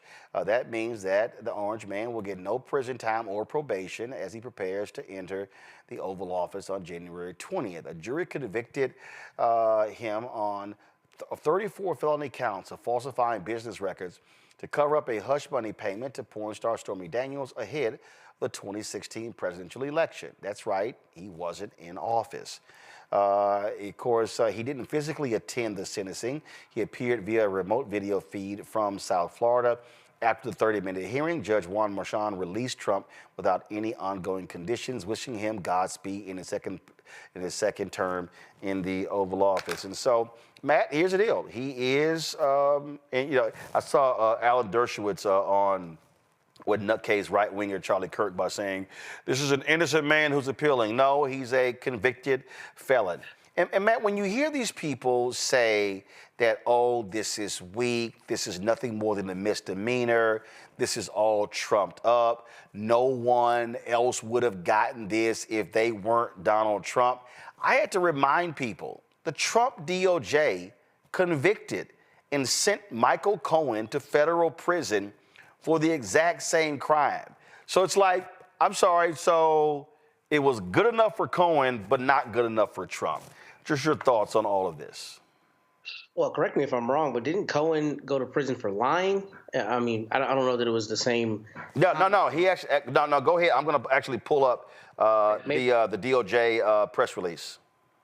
And maybe I'm misremembering, but I think that, one, these are felonies, and obviously he could have and should have given him some kind of punishment, because here's the reality of this. This is, frankly, to me, this actually undermines Merchan's position. The idea that we're going to, not erase a jury's verdict by giving him an unconditional discharge, right. You're giving him the felony designation, but absolutely no punishment whatsoever. And yes, I understand that the office of the president is a unique position really as compared to anywhere else in the world, the head of government of the United States of America.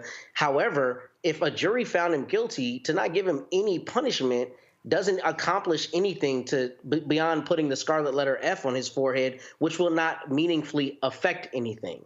So, I mean, I kind of wish Mershon would have just capitulated and not done anything at all, because in some way, this is even worse if you ask me. Oh, we're going to label you a felon, but there's no meaningful punishment, specifically and particularly because this happened before he was the president. So all this immunity talk, all of that stuff is really asinine, because this jury sat in judgment long before he was reelected, and there has been ample time for there to be some kind of meaningful punishment. Like, as I've said on the show, you know, it's not plausible to have him checking in with a probation officer in Manhattan or doing something that other people might do if they were to get some kind of punishment. I mean, there are just some practical realities that are not possible in this case. But jail time, even a week of jail or a fine. I mean, if you don't want to give him a jail time, giving him a fine, especially to someone who's a self-professed billionaire, would be some pound of flesh, if you will. But this is nothing. This is just a piece of paper, and it's a Pyrrhic victory, and it's looking like you're not capitulating to the political winds telling you, you know, not to sentence him, and then not doing anything at all. I don't see this as a victory. Here is the press release that on August 21st, 2018, Michael Cohen pled guilty in Manhattan federal court to 8 counts, including criminal tax evasion and campaign finance violations, more than $4 million in unreported income, and $280,000 in unlawful campaign contributions. And it says here, and the $280,000 payments was to be made to silence 2 women who otherwise planned to speak publicly about their alleged affairs with a presidential candidate. That is Stormy Daniels, is one of those 2 women. So yeah, the Trump Department of Justice, Michael, sent Michael Cohen to prison for violating campaign laws on behalf of Donald Trump, and folk are mad that Donald Trump gets convicted in a state court for the same thing when he was the one behind it all. Which goes back to our first segment when I said Americans are stupid and they have a very short memory. Now, I was the one, when I was on 9:10 a.m. WFDF here in Detroit, I was the one that broke this story when the story first came out about Stormy Daniels making these allegations, okay? And I know some people want to call Stormy Daniels a hussy, but if it wasn't for Stormy Daniels, we wouldn't have this conviction. She actually helped bring Donald Trump down. Michael Cohen also, after Michael Cohen went to prison, and right before he went to prison, he testified in Congress and said, if you keep defending Donald Trump, if you keep working on behalf of Donald Trump, you're going to end up just like me. Okay, he said that before he went to prison. But it's also important to note, even though the initial infraction, which was the initial payments that Michael Cohen made to Stormy Daniels, the $130,000 he took out the line of credit, that happened before the 2016 election. Donald Trump was sitting in the White House writing payments to Michael Cohen to pay him back, and that was the falsification of business records. So you have the initial infraction, which was before the 2016 election, and then you have Donald Trump actually in office writing checks to Michael Cohen to pay him back, overpaying him and disguising it as legal fees when it was really paying back the hush money, okay? So it's important for people to understand that. Now, I agree with Matt. I think Judge Juan Mershon, who handled this overall, I think, pretty well. I think there should have been a fine. There could have been a fine. This is a Class E felony, lowest level felony in the state of New York. It could have been a fine of up to $5,000 for each count. I think there should have been some type of fine to send a message to Donald Trump, who is still defiant today and show no remorse whatsoever, just like that other punk-ass bitch, Rudy Giuliani, that you're about to talk about as well, to show him, look, you're not above the law. There's still consequences. So I think there should have been a fine. But, hey, this is the only conviction, and we have to Alan Bragg. I take my hat off to Alan Bragg. A lot of people thought that this wasn't going to work. You should go with another case first, things like this. They have to they can't decide on a conference call, hey, who should go with the first case? No, the statute of limitations was running out on this case, and he had to make a decision. Do we go with it or don't go with it? He made the right decision. You know, Nola, to Matt's point about, I mean, giving nothing, no real sentence, it actually aids all of these right-wingers who are like, well, this was all a waste of time if nothing was going to actually happen. And so, yeah, and I think what happened here was, and this is the problem that I have, you don't get immunity until you're the president. Not elect, not before, not when you're out. And so I just think this was total capitulation, and there should have been something, but I still stand by the fact his punk ass should have been indicted. He should have been prosecuted. He should have been convicted. And all these people who are now mad, and then I love all these people like, oh, actually, he stands a good chance of getting thrown out, whatever. Okay, good luck with that. But the bottom line is he did it. And we know he did it, Nola. Yeah.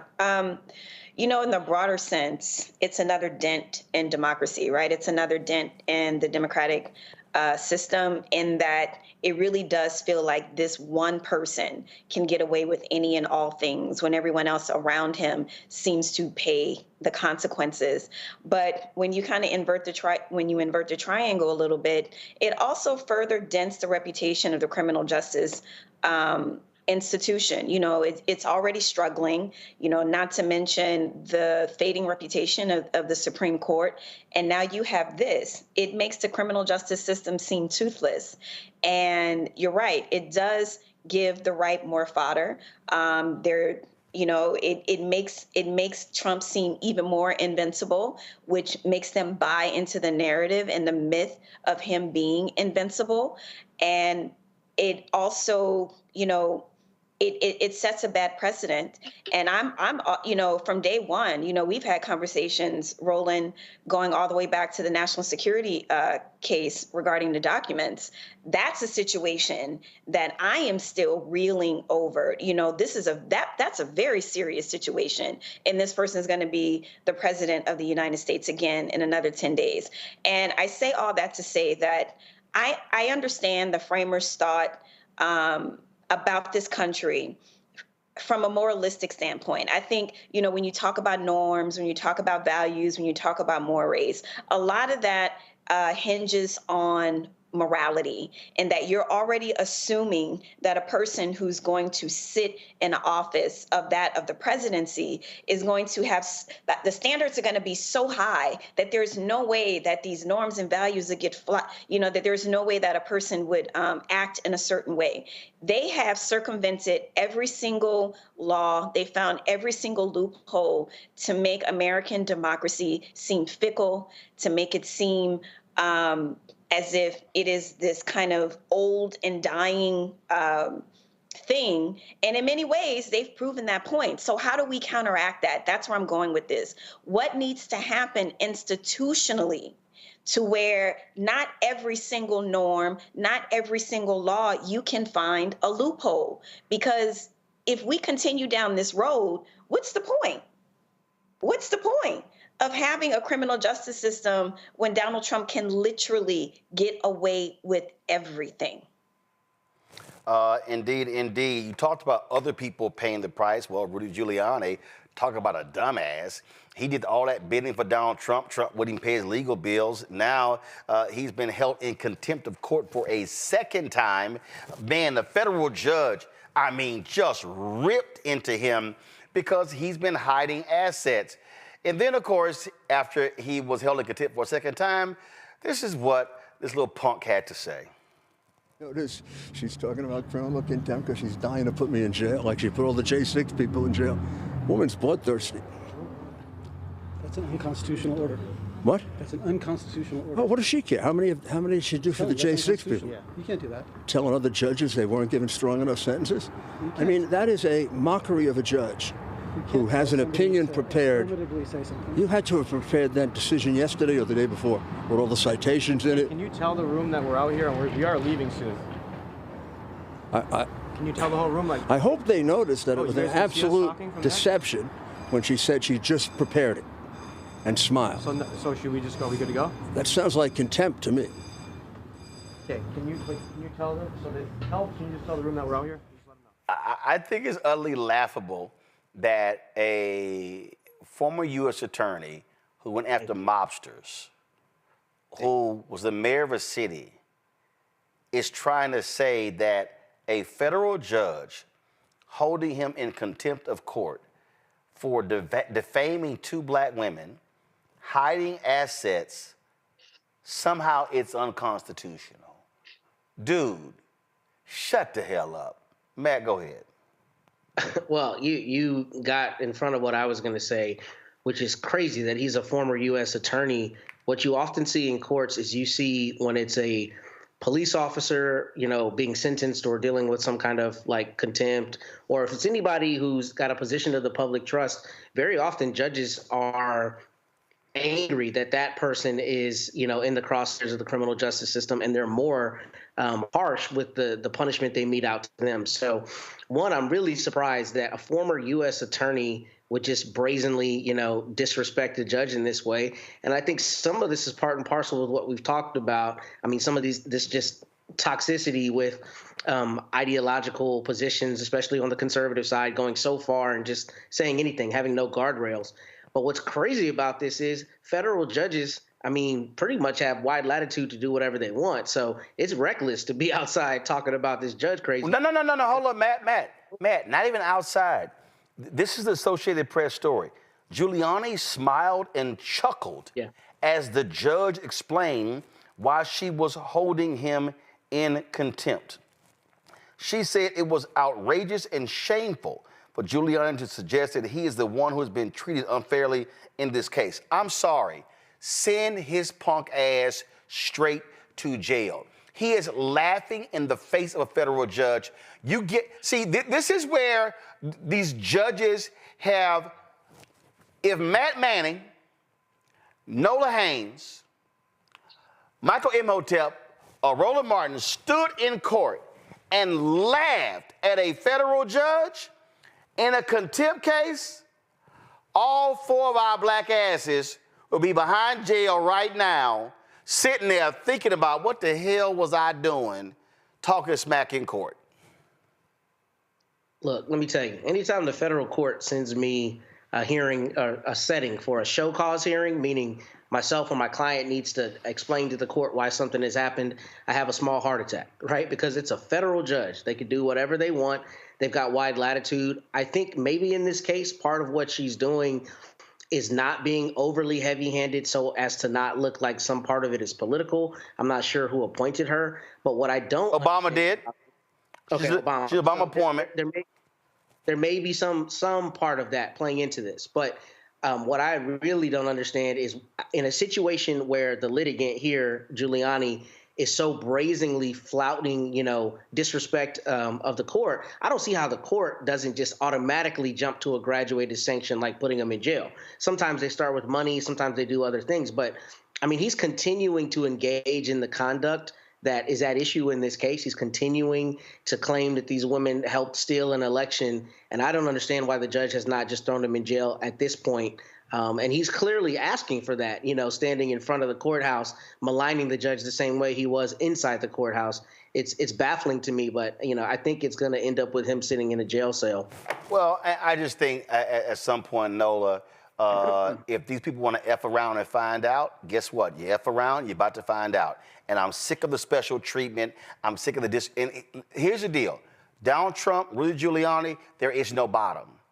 So that's where you stop playing nice, you stop giving the benefit of the doubt, and that's when you say, that's cool, Rudy, I'm sending your punk ass to jail. And if y'all want to holler and scream, I'm unfair, and he ripped the judge saying, oh, she's biased, that's when you say, guess what? Sit your ass in that jail. And if you keep talking, I'm going to add a week. And you keep talking, I'm going to add a week. You smirk, that's another week. That's the only way, because you know what? That's what happened to any regular person. Absolutely, 5,000%. But wait a minute, when did Rudy Giuliani turn into the penguin? Like, what's going on there? Like, I was like confused. Like, wait, look at that. When did he turn into the man. Anyway, that's what he been. He been a pig. I guess so. Like, I guess I haven't looked at him in a while, but listen, you turn into the penguin when you start representing an evil ass fool like Donald Trump. listen, evil is contagious, and it is not a good look, honey. Because that ain't cute. But to your point, I'm gonna go back to the destruction of institutions, right? You have Rudy Giuliani being flippant. It's so much of the ickiness reminds me of Roy Cohn. And I know he is somewhere rolling around in pig's dirt being happy as hell because his legacy has persisted, and I'm just watching him and I just see the ickiness and I see the arrogance and it infuriates me. Because you're right. None of us could behave like that. And if the courts do not get it together, they are going to be responsible for their own for destruction is a harsh word, but they're going to be responsible for their own kind of destruction of their reputation. Right. I can tell you, I used to teach politics, policy, and law. And my students would always ask, how could the United States Supreme Court, how can you be unbiased when the starting point is you're either liberal or conservative? And so, that already kind of muddles the waters. And here we are in the lower courts where we are seeing the same sorts of things. And they have got to get it together, Roland, because this is a mess.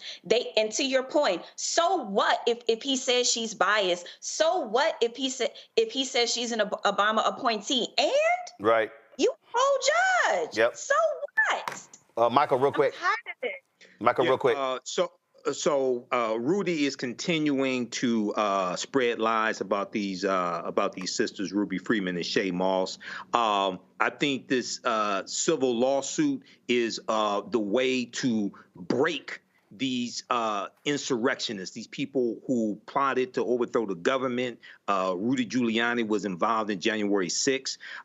You may not be able to put them in prison, but you can financially break them, okay, and hold them accountable in civil court. And they should get it's a $148 million judgment. They should get everything they can. Just leave him standing out there in his underwear outside of his house like the IRS did Red Fox.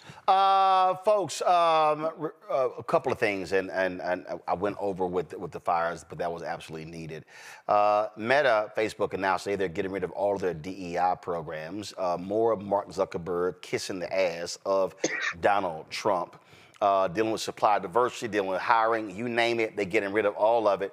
Goes to show you they never gave a damn about it in the first place. That's what Isaac Hayes III, the founder of Fanbase, said in this video. All right, let me pull a video up.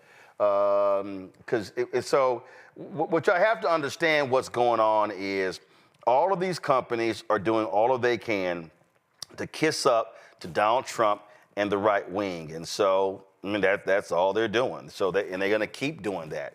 And so let me play for you. This is what Isaac said. Go. Today, Meta and Mark Zuckerberg announced the termination of their commitment to diversity, equity, and inclusion, just days after loosening their content moderation policies. This is a problem that must be addressed. Social media is supposed to be a place where everyone is seen, heard, and respected. This must not only be reflected in what happens inside the app, but also what happens inside the company. A company's commitment to diverse representation should not change because of political administration, profits, or because it's just good PR. That just shows us that these apps never cared about or respected diversity, equity, and inclusion, as long as it can be exploited for their financial gain. But now you know how they feel. So let me tell you how I feel. Fanbase was born out of the need for a new generation of social apps that don't suppress voices, encourage free speech, offer monetization for anyone to start earning revenue from the content they create, and reflect the diverse communities of this country. We just don't talk about inclusivity, we live it.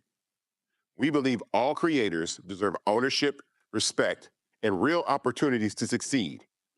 We are designed to give power back to the people who make the culture happen, not only by giving you the chance to own a piece of the platform, but by valuing every user, every voice, and every story. Diversity is not a trend for us. It's the foundation of who we are, and we will never step back from it. We are eternally committed to building an inclusive and supportive space for all. But now, it's time for action. It's time to bring your passion, creativity, personality, talent, and community to Fanbase. I want you to download Fanbase right now and tell the world the future belongs to you. With every download, we rise on app stores, gaining visibility for the movement that's already in motion. Your download is more than a decision, it's a declaration that what's happening is not okay, and that you have a choice to go places where you are appreciated, accepted, and respected. We won't stand for platforms that turn their backs on the very people that built them. At Fanbase, we see you, we hear you, and we're here for you.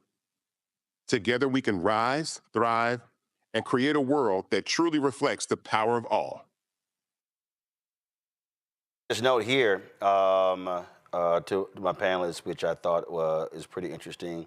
He said, because of Facebook and Instagram ending DEI and the possible TikTok ban, Fanbase has had the largest one-day growth ever in the history of the app. Here's the whole deal. These companies are kissing the ass of Donald Trump. And so here's the deal, Michael. Enough of this. What did Dr. King say April 3rd, 1968?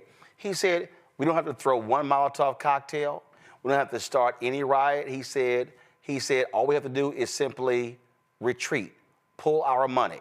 In this case, this is where we as black folks say, Mark Zuckerberg, you can kiss our ass. We're going to go from Facebook over to Fanbase. I said before that one of the things that Fanbase will launch, because they're in the middle of a $17 million raise. They've raised 4.9 million. Once they hit 5 million, they're going to be able to have the money to have the engineers and launch something called Spark, which will be their Twitter functionality. And so just like how to utilize Facebook, it can do that. This is important because what has to happen is our people have to make a decision that we're not going to just keep sitting here going back and getting abused. This change is so pathetic. They literally, supplier diversity, which means contracts, they're like, oh yeah, no, we're good, all that. That's gone. Oh, they're no longer going to require a diverse candidate pool to be interviewed. Mark Zuckerberg is simply bending over and he's saying, give it to me, Donald. That's what he's doing. Yep. Hashtag punk mother Zucker. Okay. Make that trend. Punk mother Zucker. Now, this whole thing is spelled out in Project 2025 also, Roland. As you know, the attack on diversity, equity, and inclusion is going to intensify under a second Trump administration. It started with the attack on critical race theory in the first Trump administration, and it has continued, and they're going after corporations. We've seen Walmart, we've seen some in the auto industry, Facebook most recently, and I downloaded Fanbase, so I'll be posting on my social media platforms. I got 1 million followers on Facebook, the African History Network. I'm gonna try to migrate people from there over to Fanbase, but redistribute the pain through targeted, sustained economic withdrawal strategies. This is what Dr. King said April 3rd, 1968 in his speech, I've Been to the Mountaintop. People need to go on YouTube, listen to the entire speech, because he lays out an economic blueprint for African Americans. But yeah, Fanbase that's what we need to focus on, support, set up, migrate over to that platform and invest in it as well. This is what I keep trying to explain to people, Nola. If they don't understand, when you see all of these companies announcing these DEI rollbacks, this isn't just about jobs. The area that jumps out the most is business diversity, supplier diversity. That's contracts. Because again, when you're talking about black-owned businesses being able to get contracts, now we're able to grow our businesses. We hire other people, not just one person getting hired. That's what's going on here. And these folks, that's the game that they're playing. And again, Zuckerberg who's worth billions, is doing everything to kiss Trump's ass. Oh, he was whining today about, the media, on Joe Rogan, the media, how they were just coming after me. I mean, he has done a complete capitulation. I mean, he is, look, matter of fact, we should go ahead and play Ice Cube's No Vaseline for Mark Zuckerberg.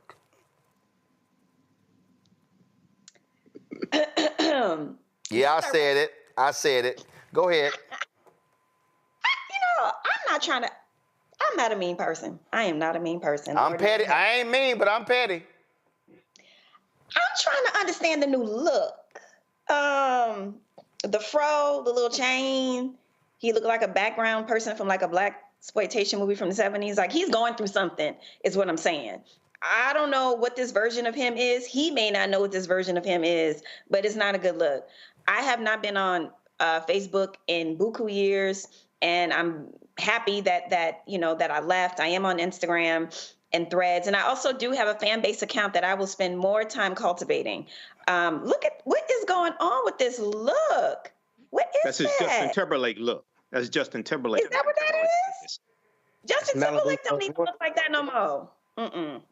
He going through something, y'all. I don't know what it is. But anyhow, rolling to your point, I had threaded or put on Blue Sky the other day something about, we are not powerless, that the billionaires get to be in their yachts because we are consumers of their products. We are not powerless, especially in the Black community where we spend dollars, where we are on social media the most, where we create content the most. We need to be where we are appreciated.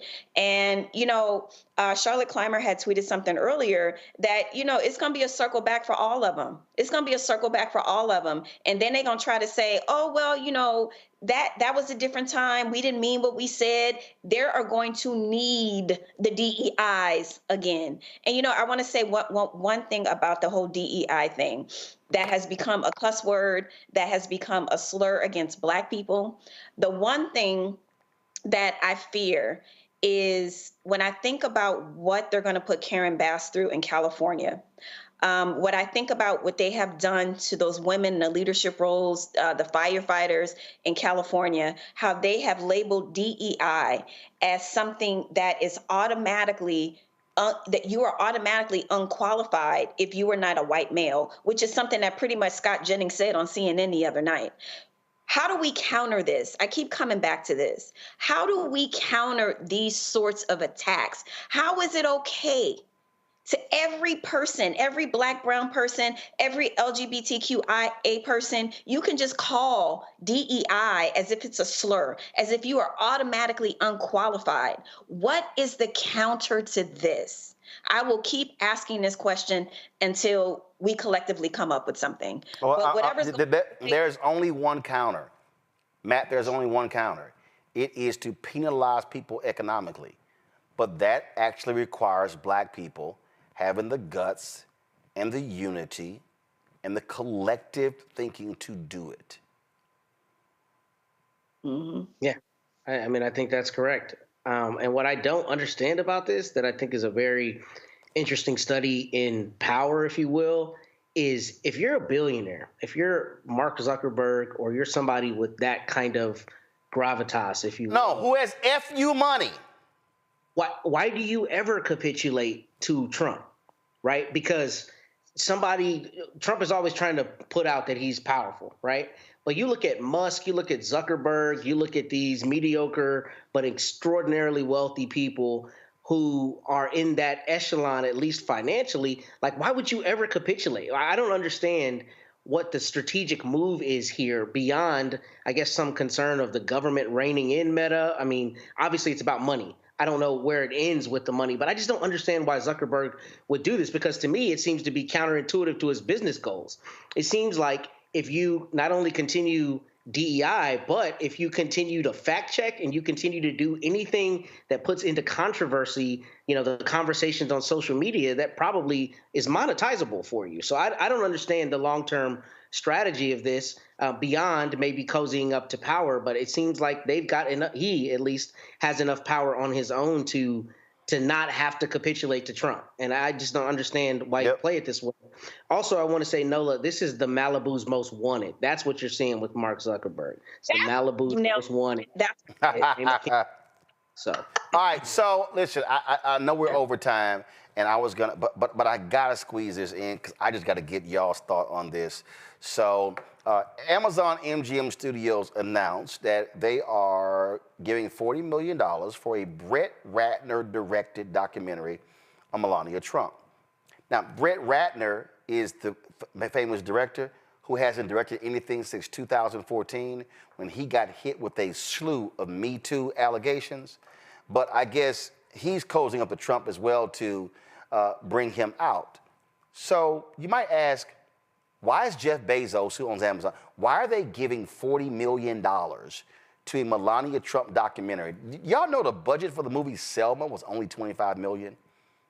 So, maybe there's something in her bio that is so unbelievable that we would actually watch a documentary on Melania Trump. So let's see. She's born in 1970 in Slovenia.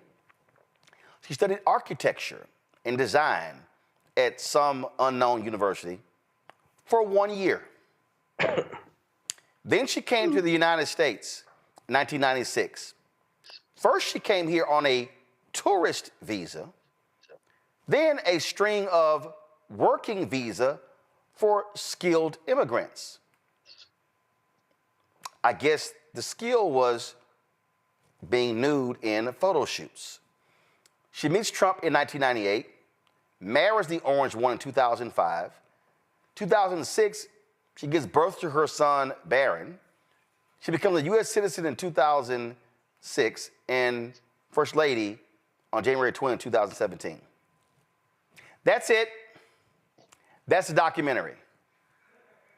Who the fuck pays $40 million for that? Let me just call this exactly what this is. Jeff Bezos and Amazon MGM Studios is spending $40 million to kiss Donald Trump's ass. This is a way to directly put money in the pockets of Donald Trump in order to keep him from targeting your company. There is no way on God's green earth at any Hollywood studio, anywhere, whether you talk about Prime Video, Netflix, Hulu, Tubi, Mansa, I don't care what it is. There is literally nothing interesting about Melania Trump worth a $40 million documentary. In fact, can y'all check what the Oscar requirement is for the maximum of a short film? Is it what, 12 minutes? 15 minutes? I think a documentary on Melania Trump should be a YouTube short. That's it. There's no there. Melania Trump wasn't a major model. No. Melania Trump wasn't some philanthropist. Melania Trump wasn't some person out there doing the public good. She can barely talk English. She's a birther. She was a horrible first lady. She didn't care about the people. She chose not to even send Trump a text or a tweet on January 6, 2021. This is corporate America being so in the tank for Donald Trump that they know they couldn't just give $40 million to his PAC. So, Amazon and Jeff Bezos and the Amazon MGM studio executives, what could we do to curry favor with hey, how about this? We can give Brett Ratner, again, a man who did a lot of Hollywood films, the Rush Hour films. He hasn't directed a movie since 2014 when he got hit with Me Too allegations, and he's the one behind a Melania Trump documentary at $40 million. I only have 5 words. Get the fuck out of here. I'll go to my panel for y'all final thoughts. Noah, I'll start with you. You know, I've been out of Hollywood for a while, but I remember back in the day when a documentary, if you were getting $1 million for a documentary, honey, you were doing it big. A $40 million documentary. And you know, to your point, I definitely don't like to malign other women. But when you're talking about $40 million to document a person's life, there has to be something to document, to your very colorful point, Roland. And I don't know that much about, you know, the future and former First Lady. I just read it for you. There's no there. She is limited. No. She's not limited. She's non-existent. Okay. My point is. No. Let me say it again, Nola. She's not limited. She's non-existent. I don't even think you could put a camera on her and talk to her for longer than 8 minutes. Okay. This is not going to be a documentary. I'm telling you. YouTube Short used to be 60 seconds. They've now increased YouTube Shorts to 3 minutes. That about tops it. That about wraps it up. But, you know, we are entering a time where we're going to see a lot of this. It's going to be a lot of frustration. It's going to be open grift. That $40 million is either it's going to be parked in her account or somebody else's account. Oh, it's parked in the Trump account. And we already know Donald Trump has to pay her to show up to stuff. We already know that. Yeah. I mean, it's completely unfortunate. The last thing that I will say is I have seen some very engaging documentaries of former First Ladies that are incredible and dynamic women. And I don't know, you know, where this is going to compare. It won't.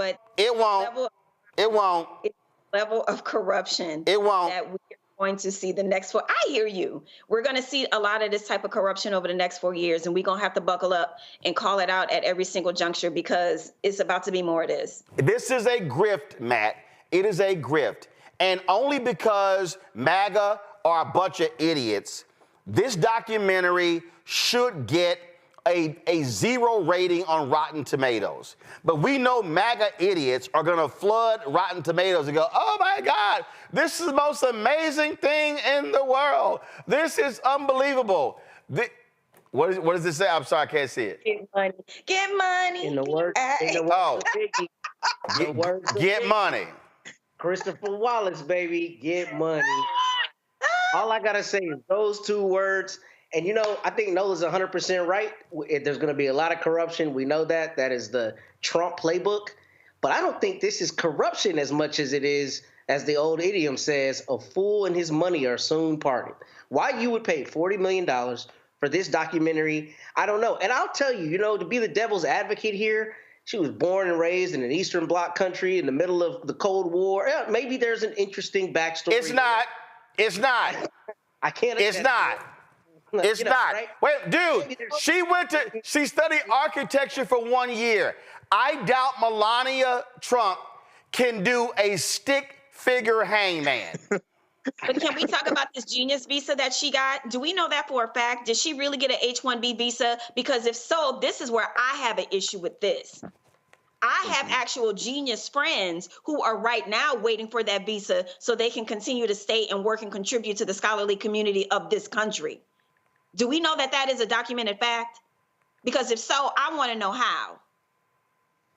No, it was let's see here. According to the New York Times, give me 1 second. Did Melania Trump merit an Einstein visa? Probably immigration lawyers say, oh, please, she ain't bright. It says, it is known as the Einstein visa. Nuclear scientists, Nobel laureates, and doctors get it, but so do acrobats, stuntmen, event planners, and plenty of models. It says, Melania Trump received an immigrant visa reserved for individuals with extraordinary ability in 2001 when she was a model. That child didn't have no extraordinary ability. Yeah, I remember hearing about that before. The way in was that she was a model. So this is a waste of $40 million. It's a way to curry favor with Donald Trump. She dropped out of college also. She's a college dropout. She posed nude, and I think twice she posed nude. In 2024, she said she was very proud of her nude modeling, things of this nature. But what they should highlight in the documentary is that once again, Donald Trump has outsourced to immigrants a job that an American wouldn't want to do, which is marrying his ass. He married 2 immigrants, and she's an immigrant. He outsourced to immigrants another job that Americans don't want to do, which is marrying him. So you're going to have MAGA eat this up, just like they bought those ugly ass $400 gold shoes and the $60 Bible and the signed guitars and the Trump cologne. It's all a damn grift. It's all a damn grift. And so maybe Bishop Magic Don Juan know about talents, her extraordinary talents, but ain't no talents there. Ain't no talents there. Ain't none. Zero, zilch. And I'm telling you right now, okay, Amazon MGM Studios, y'all just paid $40 million for a YouTube short. Y'all did. Ain't no there. You ain't never seen anybody interview a Melania Trump and go, my goodness, that's a bright one right there. Ooh, that's a... What? Since they left the White House, what'd she do? Did she try to sell some jewelry? Was she on QVC? What? Ain't no there. I don't know what she did. That's my point. $40 million for 1 year for a dropout who studied architecture. That girl can't. Get the power he wants. That child can't draw to save her life. But again, this is all about currying favor with Donald Trump, and it is a way to funnel money into his pockets because in America, Donald Trump is totally transactional. If you get Matt, hold a sign up. If he get money, he gonna give you whatever you want. He hated TikTok. Dudes start putting money just pumping on his campaign. Oh, you know what? I'm against that TikTok ban. His ass will flip faster than a crackhead in front of an attorney. He will flip. Yeah, Donald Trump is an economic snitch. And an Obama fanboy. He will absolutely flip $40 million. I'm telling y'all right now. It's a YouTube short. I don't know, man. She from Slovenia. She might be able to rebuild a 1987 Yugo or something. You know, I mean, she got to have some kind of skill with that kind of background. It might be something there, you know? Have a little faith, brother. I'm going to just sit here and smile and be pretty. Really, Matt? It's the best I got. I don't know why you paid $40 million for that. I'm trying, bro. Like, I'm trying. Really? Really, Matt? That's the best you got? You know. That's why Ohio State up 7-0. Anyway, y'all don't waste y'all time even sit. Do y'all understand the trailer for the Melania Trump documentary is going to be longer than the documentary? Man, let me go. Good luck to my Texans tomorrow. We don't care about no other cities, teams, so to let y'all know. So anyway. we don't. I don't think the Saints are in the playoffs. Anyway. Are y'all in the playoffs? No, you're not. It's always go Saints around here. I'm not a fickle fan. No. You can be an exuberant fan but you sitting at home this playoffs. So I mean, it don't even matter. So that's all good. Matt, by the end of the night, you'll be crying, and Michael, we don't care. All right, so there we go. So that's all I got to say about that. Say what? Texas A&M ain't playing, so that's all I got to say about that. But Ohio State is playing. So there we go. All right, y'all. That's it. I appreciate it. Nola, go cook some gumbo. All right, y'all. Dr. No Haynes, good night, y'all. Since he always seemed to want to forget, as my mama would say, remind everybody all the time. Remind us of what? Remind us of what? You forgot Dr. Nola Haynes multiple times. Oh, okay. All right. Okay, Dr. Dre. Okay. All right, y'all. Be sure to support the work that we do here at the Black Star Network. Join our Bring the Funk fan club. If you want to support us, join our Bring the Funk fan club. Use the Stripe app to give via Cash App. The QR code is right there. If you are listening, go to the blackstarnetwork.com. Also, see you checking money order to P.O. Box 57196, Washington, D.C. 20037-0196. PayPal, R. Martin Unfiltered. Venmo is RM Unfiltered. Zelle, Roland at RolandSMartin.com. Roland at RolandMartinUnfiltered.com. Download the Black Star Network app. You can get all our content directly.